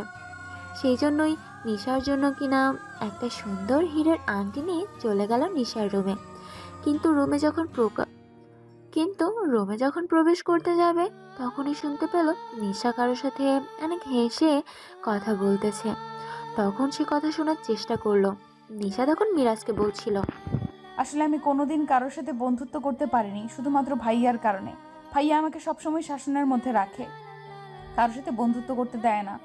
আমি জানি না ভাইয়া কেন এইসব করে, তবে আমার এইসব খুব একটা ভালো লাগে না। আমি চাই মুক্ত হয়ে জীবন যাপন করতে, কিন্তু ভাইয়ার কারণে সেটা পারি না। ভাইয়ার শাসন আমার উপর অনেক কড়া, তাই কেউ কোনো কথা বলতে পারে না ভাইয়ার উপরে। তবে তোমার সাথে ফ্রেন্ডশিপ হওয়ার পর অনেক ভালো লাগছে, এখন মনে হচ্ছে নিজেকে অনেকটাই স্বাধীন। এই কথা শোনার পর দীপ্ত আর সেখানে দাঁড়িয়ে থাকতে পারলো না, দৌড়ে নিজের রুমে আসলো। রুমে এসে কান্না করতে শুরু করলো, চিৎকার করতে করতে নিজের রুমের সব জিনিসপত্র ভাঙতে শুরু করলো। এরপর বলল, নিশা, তুই কি এটা কিভাবে বলতে পারলি? আমি তোকে শাসন করি, তোর কারণে আমি কোনো কাজ করতে পারি না, কিন্তু তুই আমাকে বললি কি করে এই কথা যে আমি তোর জীবনটা শেষ করে দিয়েছি আমার কারণে? তুমি স্বাধীনভাবে জীবনযাপন করতে পারিস না? যা, আজ থেকে তোকে স্বাধীন করে দিলাম, তুই তোর মতো জীবনযাপন কর। আমি তোর জীবনে কোনো দিন কোনো সমস্যা নিয়ে আসবো না। আজ থেকে তুই মুক্ত, যেভাবে ইচ্ছা থাক। আমি না হয় অন্ধকার থেকে তোকে ভালোবেসে যাব। আমি কোনো দিন তোর সামনে আর আমার ভালোবাসার কথা প্রকাশ করব না, কারণ আমার কাছে আসলে তো তুমি বন্দি হয়ে যাবি। আমি তো তোকে বন্দি করতে চাই না। তুই আমার কাছে আসলে ভালো ফিল করিস না, তুই আমার কাছে আসলে ভালো ফিল করিস না। তো তুই কার কাছে গিয়ে ভালো ফিল করিস তার কাছে চলে যা। আমি আর কোনো দিন তোর ব্যাপারে কোনো কথা বলবো না। এরপর থেকে দীপ্ত হয় নিশার ব্যাপারে কোনো কথা বলেনি, খুব প্রয়োজন ছাড়া। নিশার সাথে কোনো কথা বলে না। ওদিকে নিশা ভাবছে দীপ্ত কেন এরকম ব্যবহার করছে, কারণ আগে তাকে অনেক শাসন করত, এখন যদি খুব ইমার্জেন্সি থাকে তাহলে দু একটা কথা বলে, প্রয়োজন ছাড়া কোনো কিছুই জিজ্ঞাসা করে না। প্রথম নিশা কিছুটা কষ্ট পেলেও পরে মিরাজের সাথে সম্পর্ক আরও গভীর হওয়ার কারণে দীপ্তের ব্যাপারটা কিছুটা ভুলে গেছে নিশা। এটাই স্বাভাবিক, মানুষ যখন নতুন কারোর সাথে গভীর হতে শুরু করে তখন পুরনো সম্পর্কগুলো ভুলে যেতে শুরু করে। কিন্তু পুরনো সম্পর্কগুলো আমাদের জীবনে কতটা গুরুত্বপূর্ণ সেটা মানুষ তখন বুঝতে পারে যখন সেই সম্পর্কগুলো নতুন সম্পর্ক ছেড়ে যাওয়ার পর আবার ফিরে আসে। দীপ্ত প্রতিদিন কান্না করে। যতই সে নিশার থেকে দূরে থাকুক না কেন, আড়াল থেকে নিশার খোঁজ খবর নাই। নিশা কি করছে, কখন কোথায় যাচ্ছে, সব কিছুই তার কাছে খবর আসে। দীপ্ত প্রতিদিনের ন্যায় ভার্সিটির ক্যাম্পাসে দাঁড়িয়েছিল। ফাহাদ তার সাথে দাঁড়িয়ে আছে। নিশা মিরাজের প্রতি গভীরভাবে আসক্ত হয়ে পড়েছে। মিরাজের সাথে কথা না বললে এখন তার ভালো লাগে না। মিরাজের ব্যবহার সব কিছু তাকে মুগ্ধ করে তুলেছে। দীপ্ত দাঁড়িয়েছিল, তখন হঠাৎ করে দেখলো মিরাজ নিশাকে প্রপোজ করছে। মিরাজের এমন কাণ্ড, নিশা হতভম্ব হয়ে দীপ্তের দিকে তাকালো, কিন্তু তাকে স্বাভাবিক অবস্থায় দাঁড়িয়ে থাকতে দেখে সে মিরাজের দিকে তাকিয়ে বলল, মিরাজ তুমি এটা কি করছো? তোমার ব্যাপারে আমি কোনো দিন এরকম চিন্তাও করিনি। তুমি কেন এরকম করছো? নিশা, আমি জানি না ভালোবাসা কি, ভালোবাসা কাকে বলে, কিন্তু তোমার কাছে থাকতে থাকতে আমি তোমার প্রতি আসক্ত হয়ে পড়েছি। তোমাকে ছাড়া আমি এখন একটা মুহূর্ত চিন্তা করতে পারি না। তুমি কি আমাকে গ্রহণ করবে তোমার জীবনে? কথা দিচ্ছি কোনোদিন তোমাকে কষ্ট পেতে দেব না। তোমার মুখে সব সময় হাসি থাকবে। তোমার চোখের জল আমি সহ্য করতে পারি না। এটা কি তুমি বুঝতে পারো না? নিশা তখন মুগ্ধ নয়নে মিরাজের দিকে তাকিয়েছিল। মিরাজের এরকম ব্যবহার তার বেশ পাগলামি করার মতো হলেও তার মনের মধ্যে একটা আনন্দ কাজ করছিল। দীপ্তের ব্যবহার তাকে বিরক্ত করে তুলছিল। তার কাছে অনেক কষ্ট হতো, কিন্তু তখন মিরাজকে অ্যাকসেপ্ট করবে কিনা এটা নিয়ে চিন্তা করছিল। তখন হঠাৎ করে মিরাজ কেউ লাথি দিয়ে ফেলে দিল। সেটা আর কেউ নয়, দীপ্ত। কারণ দীপ্ত অন্য কিছু সহ্য করতে পারলেও এটা সহ্য করতে পারছিল না। সে যতই দূরে থাকার চেষ্টা করে না কেন, এই কাজটা দেখার পর দূরে থাকতে পারলো না। মিরাজকে এরকম লাথি দিয়ে ফেলে দেওয়া দেখে ফাহাদ দৌড়ে আসলো, কারণ এই ছেলেটা একটা শিক্ষা দিতে হবে। ফাহাদ জানে দীপ্ত নিশাকে কতটা ভালোবাসে। এটার পরেও কেন ছেলেটা এরকম ব্যবহার করলো? ফাহাদ দীপ্তের কষ্ট নিজের চোখে দেখছে। তখন ফাহাদ দৌড়ে এসে মিরাজকে মারতে শুরু করলো। এটা দেখার পর নিশা এগিয়ে গেল, তাদের দিকে এগিয়ে গিয়ে বলল, ভাইয়া তোমরা এরকম করছো কেন? তোমরা মিরাজকে বিনা অপরাধে মারছো কেন? সে কি অন্যায় করেছে? তাকে এভাবে মারার কারণ কি? দীপ্ত তখন এতটা রেগেছিল, সে কি করছে তার মাথায় ছিল না। সে উঠে নিশাকে থাপ্পড় দিতে শুরু করলো। এরপর বলল, অনেক দরদ উতলে উঠছে এই ছেলেটার উপর, তাই না? ছেলেটা তোকে প্রপোজ করছিল, তোর কত বড় সাহস, তুই কিছু না বলে দাঁড়িয়েছিলি। মিরাজ কোনো কিছু বলছিল না, সে নিশাকে বাঁচাতে চাইছিল।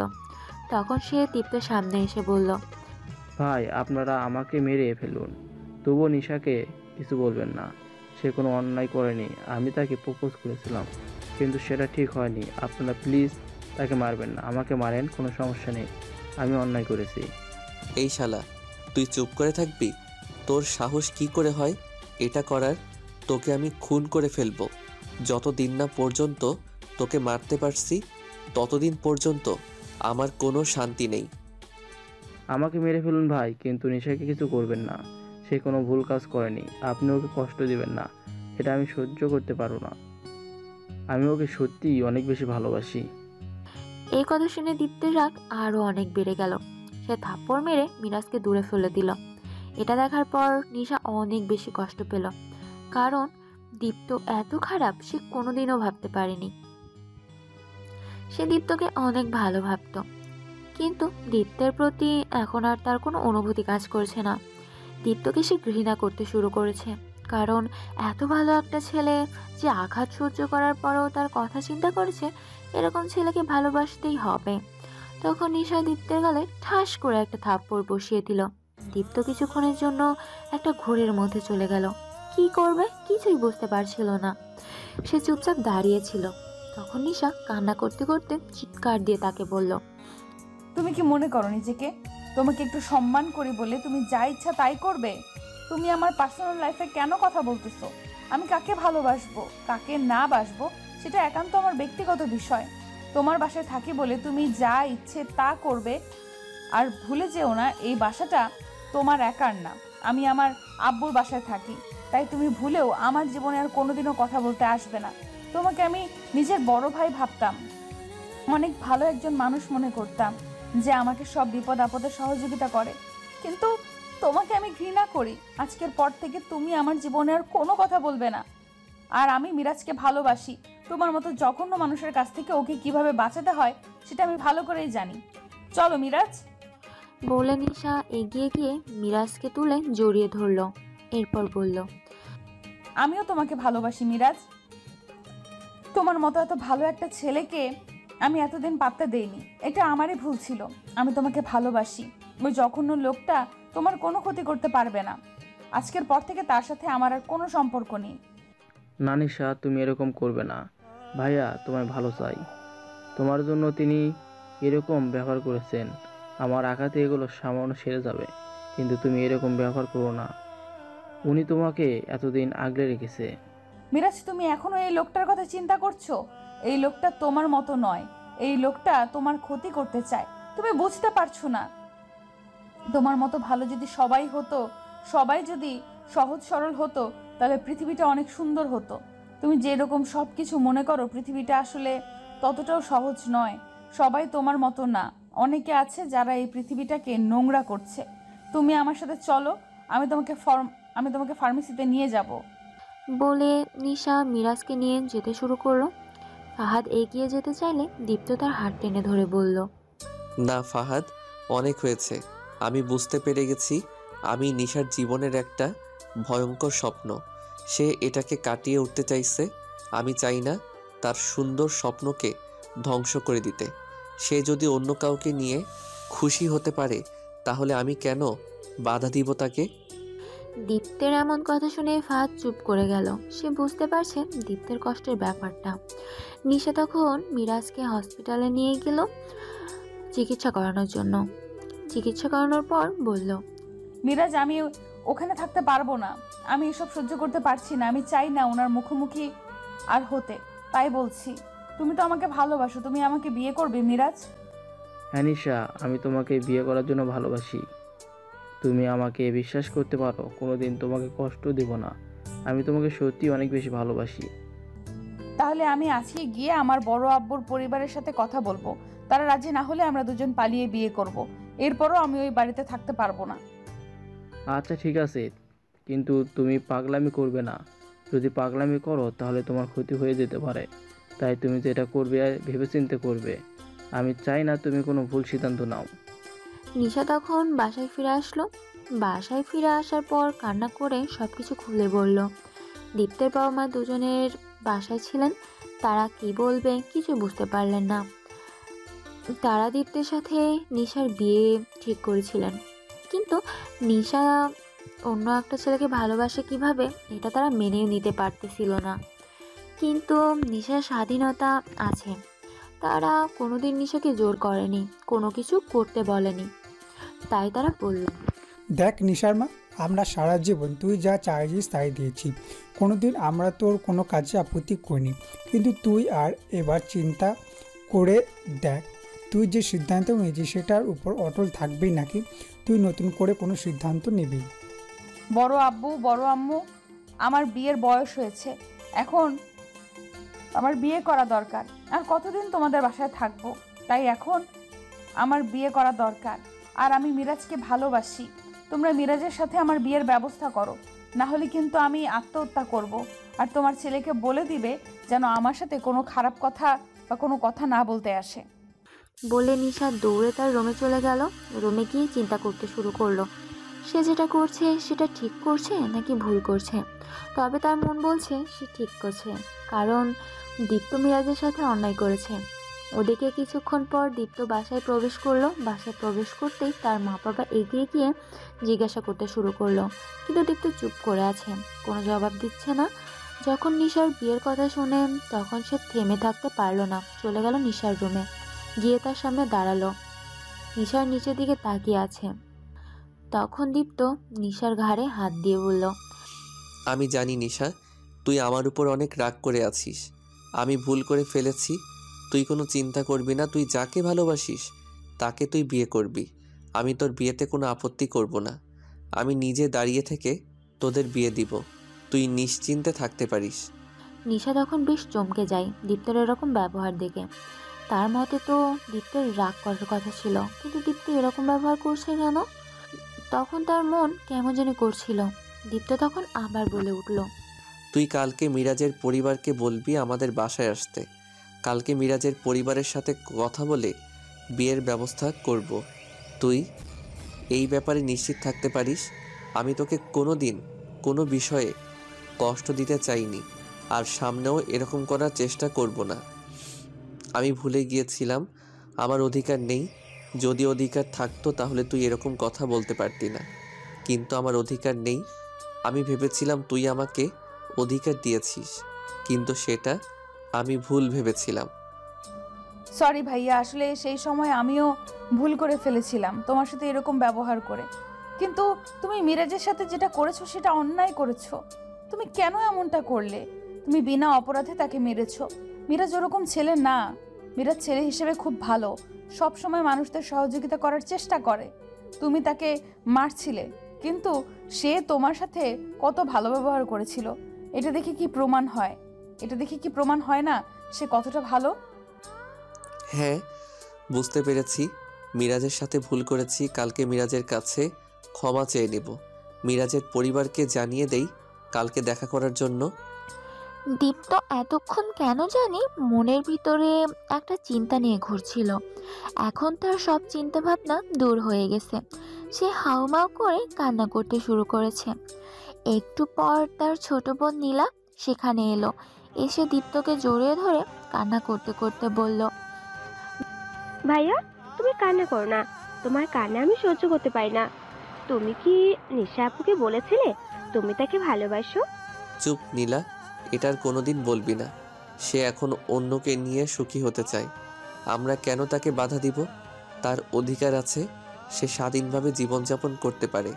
তাই তার ব্যাপারে কোনো কথা বলবি না। আমি তাকে বলতে পারিনি আমি তাকে ভালোবাসি, তবে আমার প্রতি তার কোনো ফিলিংস নেই। যদি থাকতো তাহলে সে এই রকম করতে পারতো না। কিন্তু ভাইয়া, তোমার উচিত ছিল তাকে ভালোবাসার কথা বলে দেওয়া। সে হয়তো তোমার এইসব কিছু নিয়ে চিন্তা করে না। যদি চিন্তা করতো তাহলে হয়তো এরকম সিদ্ধান্ত নিতে পারতো না। তার জন্য আমরা এত কিছু করলাম, কিন্তু সে প্রতিদান হিসেবে এসব দিল আমাদেরকে। নীলা, বেয়াদবি করবি না। ও তোর বড়, আর আমরা ওকে কিছুই দেইনি। যা দিয়েছি তা তার অধিকার ছিল, কারণ এই বাড়িতে তাদের সমান অধিকার রয়েছে। চাচা চাচি মারা যাওয়ার পর এই বাড়িতে আমাদের যেমন অধিকার তারও তেমন অধিকার। তাই তাকে আমরা কিছুই দেইনি, সে নিজের অধিকার পেয়েছে। নীলা আর কোনো কথা বলল না, চলে গেল। ওদিকে দীপ্ত কান্না করতে শুরু করলো। এরপর চিন্তা করলো এখন আর বাড়িতে থাকা যাবে না, সেই জন্য বাড়ি থেকে বেরিয়ে গেল। যখনই দীপ্ত রুম থেকে বেরিয়ে গেল, নীলা আবার রুমে আসলো। এসে দীপ্তের ডায়েরিটা নিয়ে গেল। দীপ্ত নিজের সব কথা এই ডায়েরিতে লিখে রেখেছে, তাই নীলা চাইছিল এটা নিশার কাছে দিয়ে দিতে। নিশা এখনও জানে না দীপ্ত যে তাকে এতটা ভালোবাসে। তখন সে ফোনে মিরাজের সাথে কথা বলছিল। নীলা তখন ঢুকলো। প্রবেশ করার পর নিশার দিকে তাকিয়ে বলল, আপু, এটা তোমার কাছে রাখো। সময় হলে এটা পড়ে নেবে। এটা পড়লে আশা করি তোমার ভুল ধারণা ভেঙে যাবে। আশা করি ভাইয়াকে তুমি কোনো...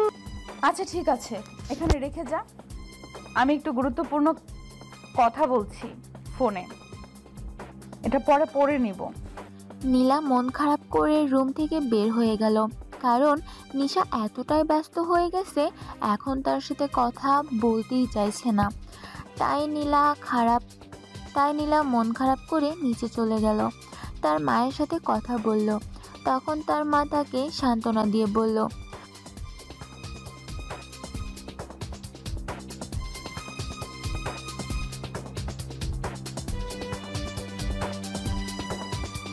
ওদিকে দীপ্ত বাইরে এসে কান্না করতে শুরু করলো।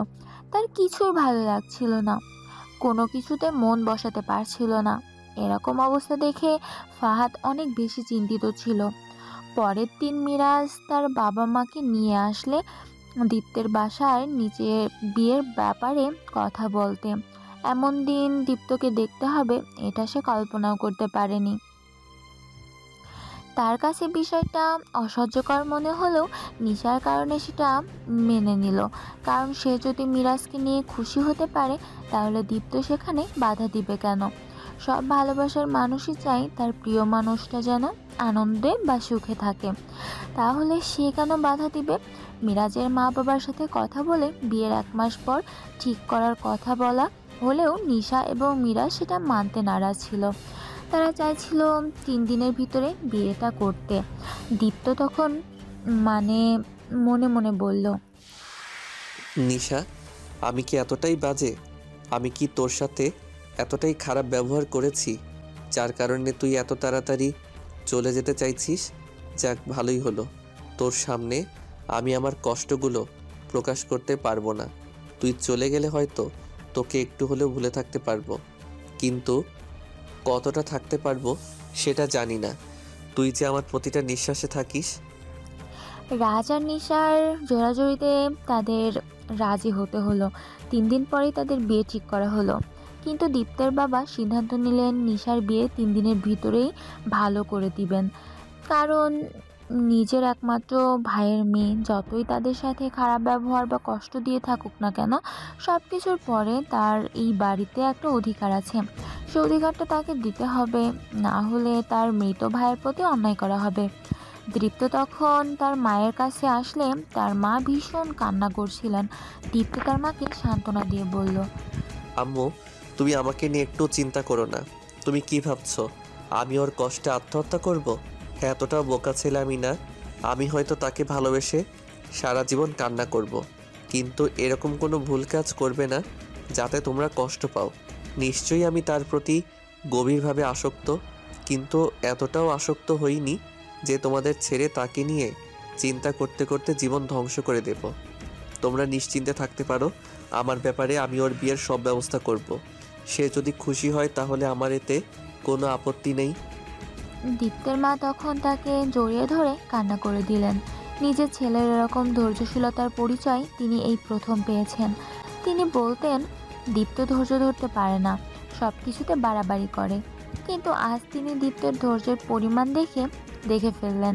ওদিকে নিশা মনে মনে খুশি ছিল, কিন্তু এরপরেও কেন জানি তার মধ্যে একটা খারাপ লাগা কাজ করছিল।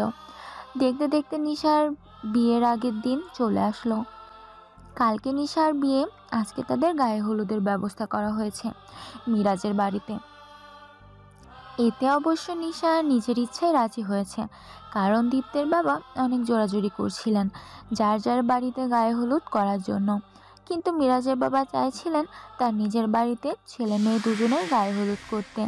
নিশা আপত্তি করলো না, কেউ এতে আপত্তি করলো না, কারণ সে নিজের ইচ্ছায় সব কিছু করুক, এটা সবাই চায়, যাতে সে আপত্তি করতে না পারে কোনো দিন। ওদিকে এই 2 দিন পুরো শহরে এক তাণ্ডব চলছিল। সেই লাল মাস্ক পরা লোক এবং কালো মাস্ক পরা লোক দুজন মিলে শহরে বিভিন্ন সন্ত্রাসীদেরকে মেরে ফেলতেছিল। এত ভয়ঙ্করভাবে মেরে ফেলতেছিল যেটা কেউ কল্পনা করার মতো নয়। কাউকে মেরে তার কলিজা নিয়ে যাচ্ছিল, কাউকে হিংস্র পশুর দ্বারা মেরে ফেলছিল, কাউকে আবার আগুনে পোড়াচ্ছিল। এরকম বিভিন্নভাবে শুধুমাত্র অপরাধীদেরকে মারা হচ্ছিল। প্রথমে সবাই ভেবেছিল এই 2 মাস্ক পরা লোকই হয়তো একজন, যে 2টা মাস্ক ব্যবহার করে বিভিন্ন জায়গায় গিয়ে খুন করছে। কিন্তু পরে সবার ধারণা ভুল প্রমাণ হলো, কারণ একদিনে শহরের কুখ্যাত 2 জন মাদক ব্যবসায়ীকে একই সময় মারা হয়েছে। তার মানে এটা কোনোদিনই হতে পারে না যে একজন লোক এই কাজ করেছে। এখানে 2 জন লোক আছে, কিন্তু এই 2 জন লোক কারা সেটা কেউ জানে না। তবে তাদের খুনের একটা বিশেষ পদ্ধতি ছিল। তারা প্রত্যেক ব্যক্তিকে মারার পর তার কুকর্মের একটা ভিডিও পাঠিয়ে দিত পুলিশের কাছে, এবং তাদের স্বীকারোক্তি একটা অডিও বার্তা পাঠিয়ে দিত পুলিশের কাছে, যার কারণে পুলিশ নিশ্চিত থাকতো তারা অপরাধীদেরকে মেরেছে। এদিকে সন্ধ্যার পর তাদের গায়ে হলুদ অনুষ্ঠিত হবে। নিশা বসেছিল নিজের রুমে। আজকে কেন জানি তার নিজের মনের ভিতর অদ্ভুত একটা অনুভূতি কাজ করছে। যে অনুভূতি আনন্দের নাকি কষ্টের এটা সে নিজে বুঝতে পারছিল না। হঠাৎ করে তার নীলার কথা মনে হলো। ডায়েরি হাতে নিতেই দেখলো এটা দীপ্তের। এই ডায়েরিতে দীপ্ত প্রতিদিনই কিছু না কিছু লিখত, কিন্তু কাউকে সেটা দেখতে দিত না। আজকে হঠাৎ এটা দেখতে পেয়ে তার অনেক আগ্রহ হলো। সে তাড়াতাড়ি করে ডায়েরিটা খুললো। তার হাত পা কাঁপতে শুরু করলো, কারণ শুরু থেকে শেষ পর্যন্ত শুধু তার ব্যাপারেই লেখা। তার প্রতিদিনের কর্মকাণ্ড, কি করে, কিভাবে, কি করে, সব কিছু বর্ণনা করা হয়েছে এখানে। তাও আবার এত আবেগের সাথে, যেটা কেউ কল্পনাও করতে পারবে না। দীপ্ত যে তাকে ভালোবাসে এটা সে একবার জানতে পারলে মিরাজের সাথে কথা বলা থেকে শুরু করে আজ পর্যন্ত এমন কোনো দিনই যায়নি যে দিনের গুরুত্বপূর্ণ হাসি, আনন্দের অথবা কষ্টের ঘটনা এই ডায়েরিতে লেখা হয়নি। সে পড়তে পড়তে কান্না করতে শুরু করলো, কিন্তু এখন সময় নেই। সেও মিরাজকে ভালোবেসে ফেলেছে। তবে দীপ্তের জন্য নিশার যতটা কষ্ট হচ্ছে, আজ মিরাজের জন্য তো তার অতটা কষ্ট হচ্ছে না। তবে কি সে মিরাজকে ভালোবাসে না, শুধু তার ভালো লাগে? এসব ভাবছিল আর কান্না করছিল। দীপ্ত তাকে এতটা ভালোবাসে, দীপ্তের প্রতিটা অনুভূতি সে ভয়ঙ্করভাবে অনুভব করতে পারছিল। সেই রাগী বদমেজাজি দীপ্ত যে এতটা আবেগপ্রবণ, সেটা এই ডায়েরি না পড়লে কেউ জানতে পারতো না। মাঝে মাঝে ডায়েরিতে কালো একটা দাগ বোঝাই যাচ্ছে। কান্নার কারণে পানি পড়েছিল, আর সেই পানি শুকানোর ফলে সেই জায়গায় একটা দাগ সৃষ্টি হয়েছে। নিশা দেখলো মিরাজের সাথে তার কথা বলা শুরু থেকে শেষ হওয়া পর অবধি দীপ্ত কতটা কান্না করেছে, কিভাবে দিন কাটিয়েছে। এইসব লেখা সে কেন অন্য কোনো ছেলের সাথে কথা বলতে দিত না, তাও লিখেছে এখানে। এবার নিশা কি করবে চিন্তা করতে পারছিল না, কিন্তু সে মিরাজের সাথে বেইমানি করতে পারবে না। তবে এটা পড়ে সে জানতে পারলো দীপ্ত তাকে বিভিন্ন লোকের মাধ্যমে জানিয়েছিল মিরাজ ভালো ছেলে না, মিরাজ অনেক খারাপ একটা ছেলে। কেন জানিয়েছে তাও স্পষ্ট করে লেখা আছে। তার ভালোবাসা হারিয়ে যাওয়ার ভয়ে দীপ্ত এগুলো পড়েছিল। নিশা তখন কান্না করতে করতে বলল, দীপ্ত ভাইয়া, তুমি একটাবার আমাকে জানাতে পারলে না তুমি আমাকে ভালোবাসো? তুমি একটাবার বললে না যে তোমার সাথে আমার বিয়ে ঠিক হয়ে আছে, সেই জন্য তুমি আমার কাছে অধিকার আদায় করতে চাও? তাহলে কি আমি মিরাজের সাথে বাঁধনে আবদ্ধ হতাম? এবার তো আমি মিরাজের সাথে বেইমানি করতে পারবো না। তাকে আমি কথা দিয়ে ফেলেছি, আমার কিছুই করার নেই। আমিও যে তোমাকে খুব মিস করব, তোমার মতো আমিও কষ্ট পাবো। তুমি এই ডায়েরিটা কেন লিখলে? যদি তুমি এটা না লিখতে তাহলে তোমার প্রতি আমার একটা ভুল ধারণা থাকতো, আর সেই ভুল ধারণাটা নিয়ে তোমাকে ঘৃণা করতে করতে জীবনটা কাটিয়ে দিতাম। কিন্তু তুমি এটা লিখে আমার জীবনটা আরও কষ্টকর করে তুললে। এখন আমি কিছুতেই দিন কাটাতে পারবো না, প্রতিটা মুহূর্তেই তোমার কথা মনে পড়বে। তোমার ব্যবহারগুলো আমাকে প্রতি মুহূর্তে কষ্ট দিয়েছে, যার কারণে সেই সময় মিরাজের সাথে আসক্ত হয়ে পড়েছি। এসব কথা চিন্তা করছিল, তখনই মাগরিবের আজান দিয়ে দিল। মিরাজ গাড়ি থেকে বাইরে দাঁড়িয়েছিল। সবাই পরে আসবে, মিরাজ নিশাকে নিতে এসেছে, তাকে ওখানে সাজানো হবে। মিরাজ নিচে থেকে নিশাকে ফোন দিল। নিশা বাইরে বেরিয়ে আসলো। যখন সে মিরাজের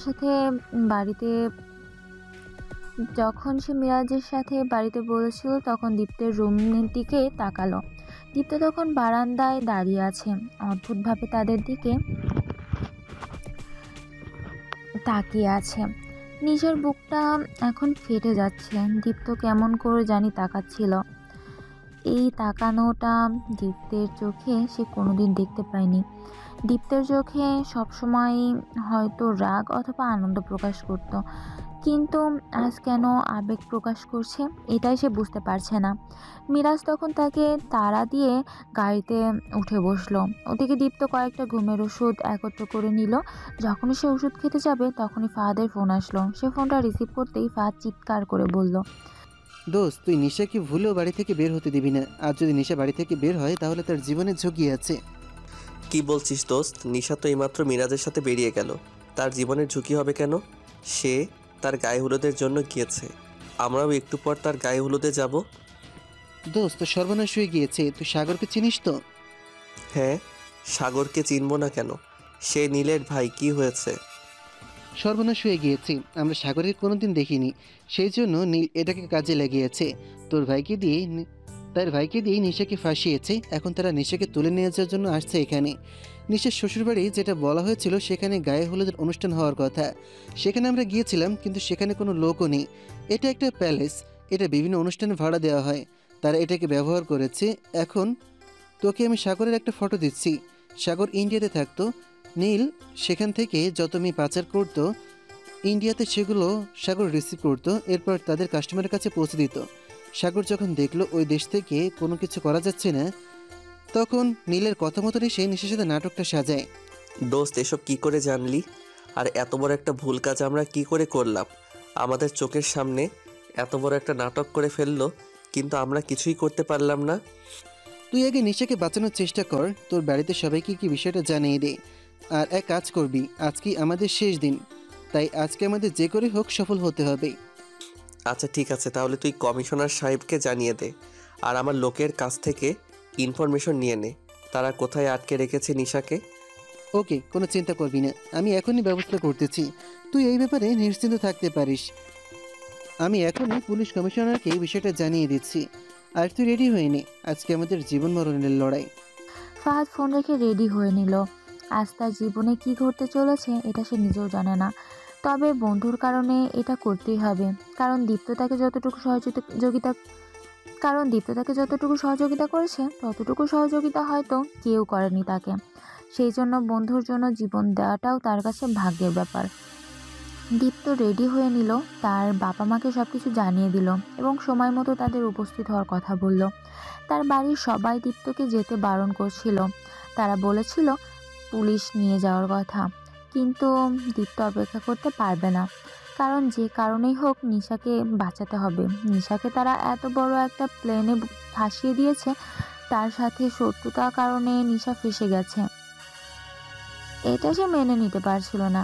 নিশা দেখতে পেল কিছু দূর যেতেই মিরাজের গাড়িতে আরও 2টা ছেলে উঠল। ছেলেগুলো সে চিনতে পারছিল না। ছেলেগুলো তার দিকে কেমন করে জানি তাকাচ্ছিল। এটা নিশা মেনে নিতে পারছিল না। সে মিরাজের কাছে বারবার অভিযোগ জানাচ্ছিল ইশারায়, কিন্তু মিরাজ স্বাভাবিকভাবে বসে আছে।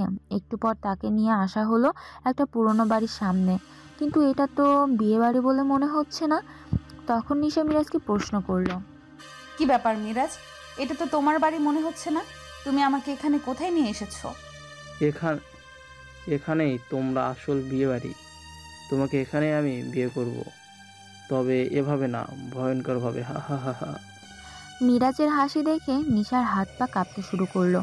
এটা কি হচ্ছে তার সাথে? সে কিছুই বুঝতে পারছিল না। তাকে টেনে ভিতরে নিয়ে যাওয়া হলো, এরপর চেয়ারের সাথে বেঁধে ফেলা হলো।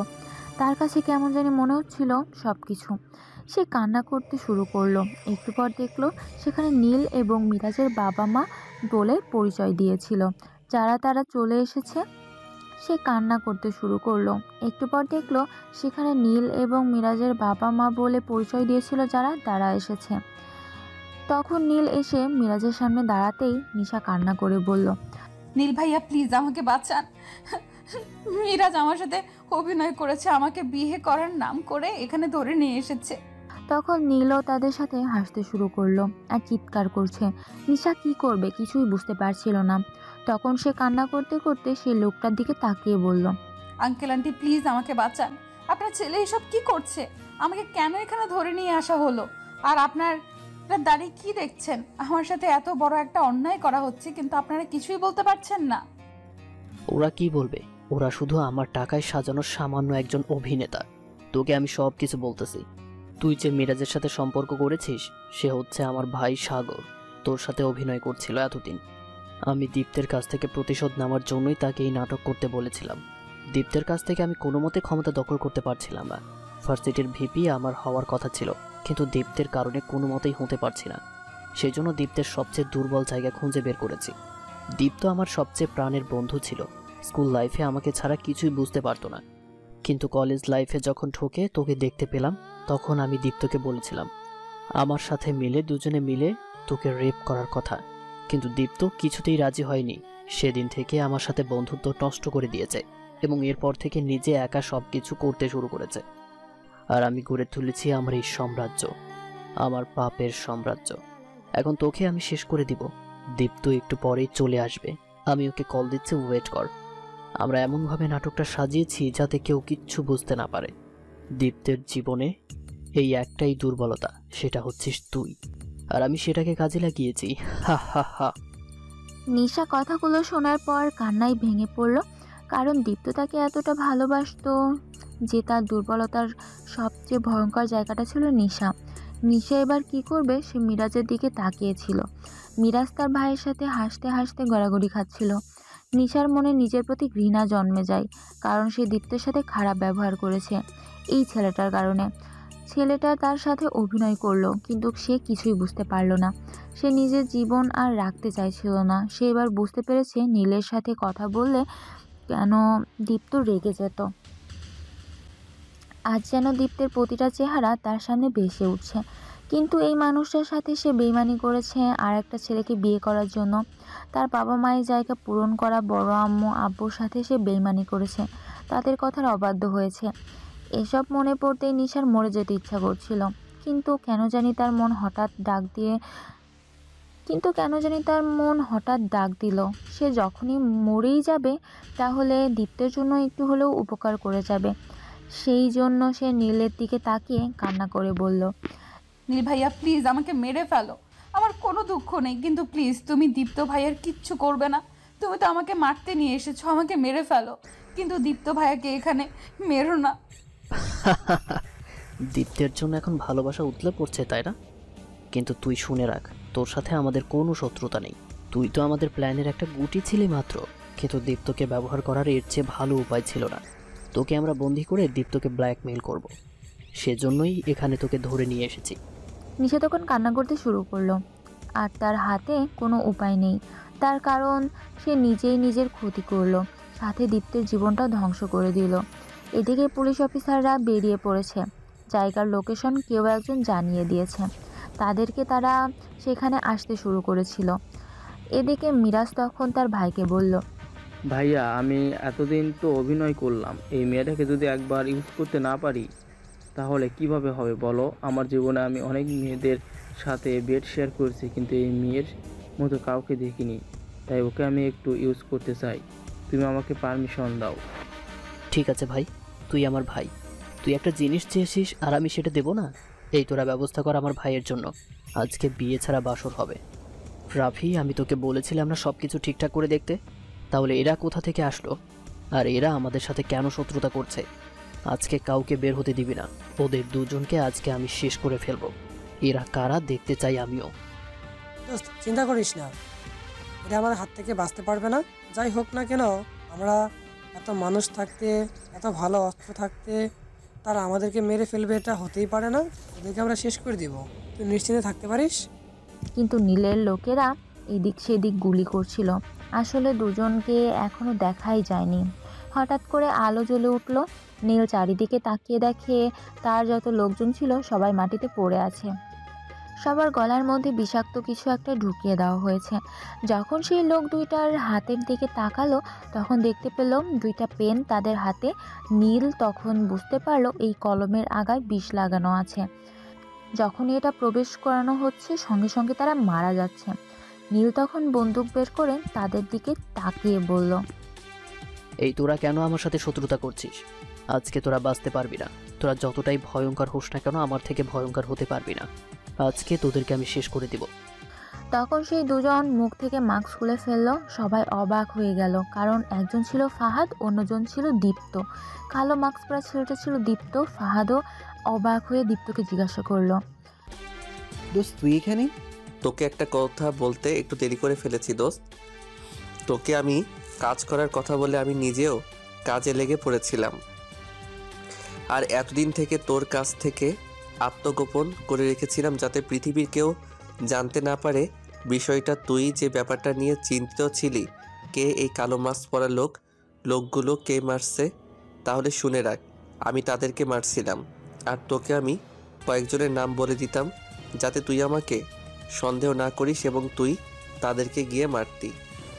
এই কথা শোনা মাত্রই নীল তাড়াতাড়ি বন্দুক বের করে যখন ফাহাদ এবং দীপ্তর দিকে গুলি করতে যাবে তখন তাদের দুই ভাইয়ের মাথায় বন্দুক ধরল রাফি। নীল তখন অবাক হয়ে গেল।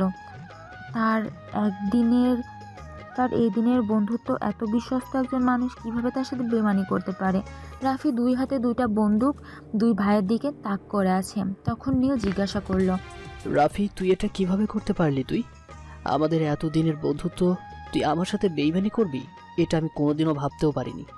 তুই তো ভাবতে পারিনি তুই তার সাথে বেইমানি করবি। আর ভালোবাসা মানুষকে নিয়ে এরকম খেলা করবি যে নিজে ছোটবেলার বন্ধুকে বেইমানি করে দূরে সরিয়ে দিতে পারে, সে 2 বছরের বন্ধুকে কি মূল্য দেবে? আমি ভালো করেই জানতাম তুই আমাদেরকে ব্যবহার করিস এবং আমাদেরকে দিয়ে খারাপ কাজ করার চেষ্টা করিস। আমি ভাবছিলাম আমি যখন খারাপ কাজ করি তাহলে সেটা বিনামূল্যে করবো কেন, সেই জন্য আমি দীপ্তর থেকে কন্ট্যাক্ট করে ফেলেছিলাম। তোর সব ইনফরমেশন আমি তার কাছে পৌঁছে দিতাম এবং দীপ্ত এর বিনিময়ে আমাকে মোটা অঙ্কের টাকা দিত। শুধুমাত্র জানতে পারিনি মিরাজ তোর ভাই, না হলে এটাও অনেক আগে জানিয়ে দিতাম। আর এত বড় একটা প্ল্যান তুই কোনোদিন সাজাতে পারতি না। নিশা তখন অবাক চোখে তাদের দিকে তাকিয়েছিল। এর মধ্যেই সেখানে পুলিশের গাড়ি চলে আসলো। দীপ্তের বাবা মাও পুলিশের সাথে এসেছে। পুলিশ ভেতরে ঢুকেই তারা দুজনে হাতে হাত করা পড়লো এবং দীপ্ত এবং ফাহাদ পুলিশের কাছে চলে গেল। গিয়ে পুলিশ কমিশনারের দিকে তাকিয়ে বলল, স্যার, আমরা আপনার সাথে এতদিন ধরে নাটক করছিলাম। আমরা বিভিন্ন বিষয়ে আপনার সাথে অনেক আলোচনা করতে যেতাম যাতে আপনারা আমাকে এবং ফাহাদকে সন্দেহ না করেন। আসলে সেই মাস্ক পরা 2জন লোক আমরা দুজনে ছিলাম। আপনি জানেন না বিষয়টা, আমাদের বিভিন্ন থানায় এরকম কিছু পুলিশ অফিসার আছেন যারা বিভিন্ন খুনের মামলা পর্যন্ত টাকার বিনিময়ে সমাধান করে দেন। আসল অপরাধীরা বাইরে ঘুরে বেড়ায়। সেই জন্য আমরা সকল অপরাধীদেরকে শাস্তি দেওয়ার জন্য এ কাজ করেছি এবং আপনার কাছে প্রমাণসহ সব কিছু পাঠাতাম যাতে এই দিনের সম্মুখীন হওয়ার পর আপনি আমাদেরকে অভিযোগ না করতে পারেন। ভালো করেছো দীপ্ত। যদি তুমি আজকে এদের দুজনকে মেরে ফেলতে তাহলে আমাকে অ্যারেস্ট করতেই হতো। তোমাদের দুজনকে, কিন্তু আজকে তোমরা এদের দুজনকে মারোনি। আমি তোমাদের দুজনের কাজকে সাধুবাদ জানাই, তবে এরকম কাজ আর কোনোদিন করবে না। আজকে তোমাদেরকে ক্ষমা করে দেওয়া হলো। আর আমি সিদ্ধান্ত নিয়েছি এখন থেকে তোমরা দুজন আমাদের পুলিশ ডিপার্টমেন্টের গোয়েন্দা হিসেবে কাজ করবে। তোমাদের পড়াশোনা শেষ হওয়ার পর তোমরা এই কাজে যোগদান করবে। আশা করি আমার সিদ্ধান্তের প্রতি তোমরা দুজনের সম্মান জানাবে। এদের দুজনকে নিয়ে চলো। ফাঁসির আদেশ আসার আগ পর্যন্ত এদেরকে একটু মালিশ করতে হবে। পুলিশ কমিশনার নীল এবং তার ভাইকে ধরিয়ে নিয়ে গেল। রাফি তখন দাঁড়িয়েছিল। রাফিকে চলে যাওয়ার নির্দেশ দিতেই সে পালিয়ে গেল, কারণ সবারই নিজের জীবনের প্রতি মায়া আছে। ফাহাদ গিয়ে নিশাকে বাইরে নিয়ে আসলো। দীপ্তের পরিবারের সবাই দাঁড়িয়ে আছে। দীপ্ত যখন চলে যেতে চাইলো, নিশা সেখানে দৌড়ে এসে দীপ্তের পা জড়িয়ে ধরে কান্না করতে শুরু করলো। দীপ্ত ভাইয়া, তুমি আমাকে ছেড়ে চলে যেও না। আমি অনেক বড় একটা ভুল কাজ করে ফেলেছি। আমি জানি আমি তোমার সাথে অনেক বড় অন্যায় করেছি। তোমাকে আমি ভালোবাসি সেটা আজ উপলব্ধি করতে পেরেছি কিছুক্ষণের মধ্যেই, কারণ তোমার প্রতি আমার অনুভূতি ছিল অনেক পুরনো। শুধুমাত্র ভুল বোঝার কারণে সেই অনুভূতিগুলো চাপা পড়ে গিয়েছিল। আমি জানি আমি যে কাজ করেছি সেটা ক্ষমার অযোগ্য, কিন্তু বিশ্বাস করো আমি না বুঝে করে ফেলেছি। তুমি তো আমার অনেক কাজকে ক্ষমা করে দিয়েছো, এটাকেও ক্ষমা করে দাও। কান্না করতে করতে বলল। দীপ্ত তখন কি করবে কিছুই বুঝতে পারছিল না।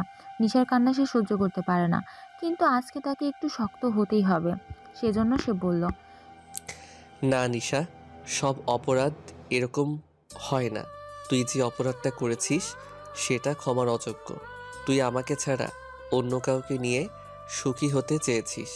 হয়তো সেটা মিরাজে না হলে অন্য একদিন অন্য কেউ হয়ে যাবে, কিন্তু আমি তোকে ছাড়া বাঁচতে পারবো না।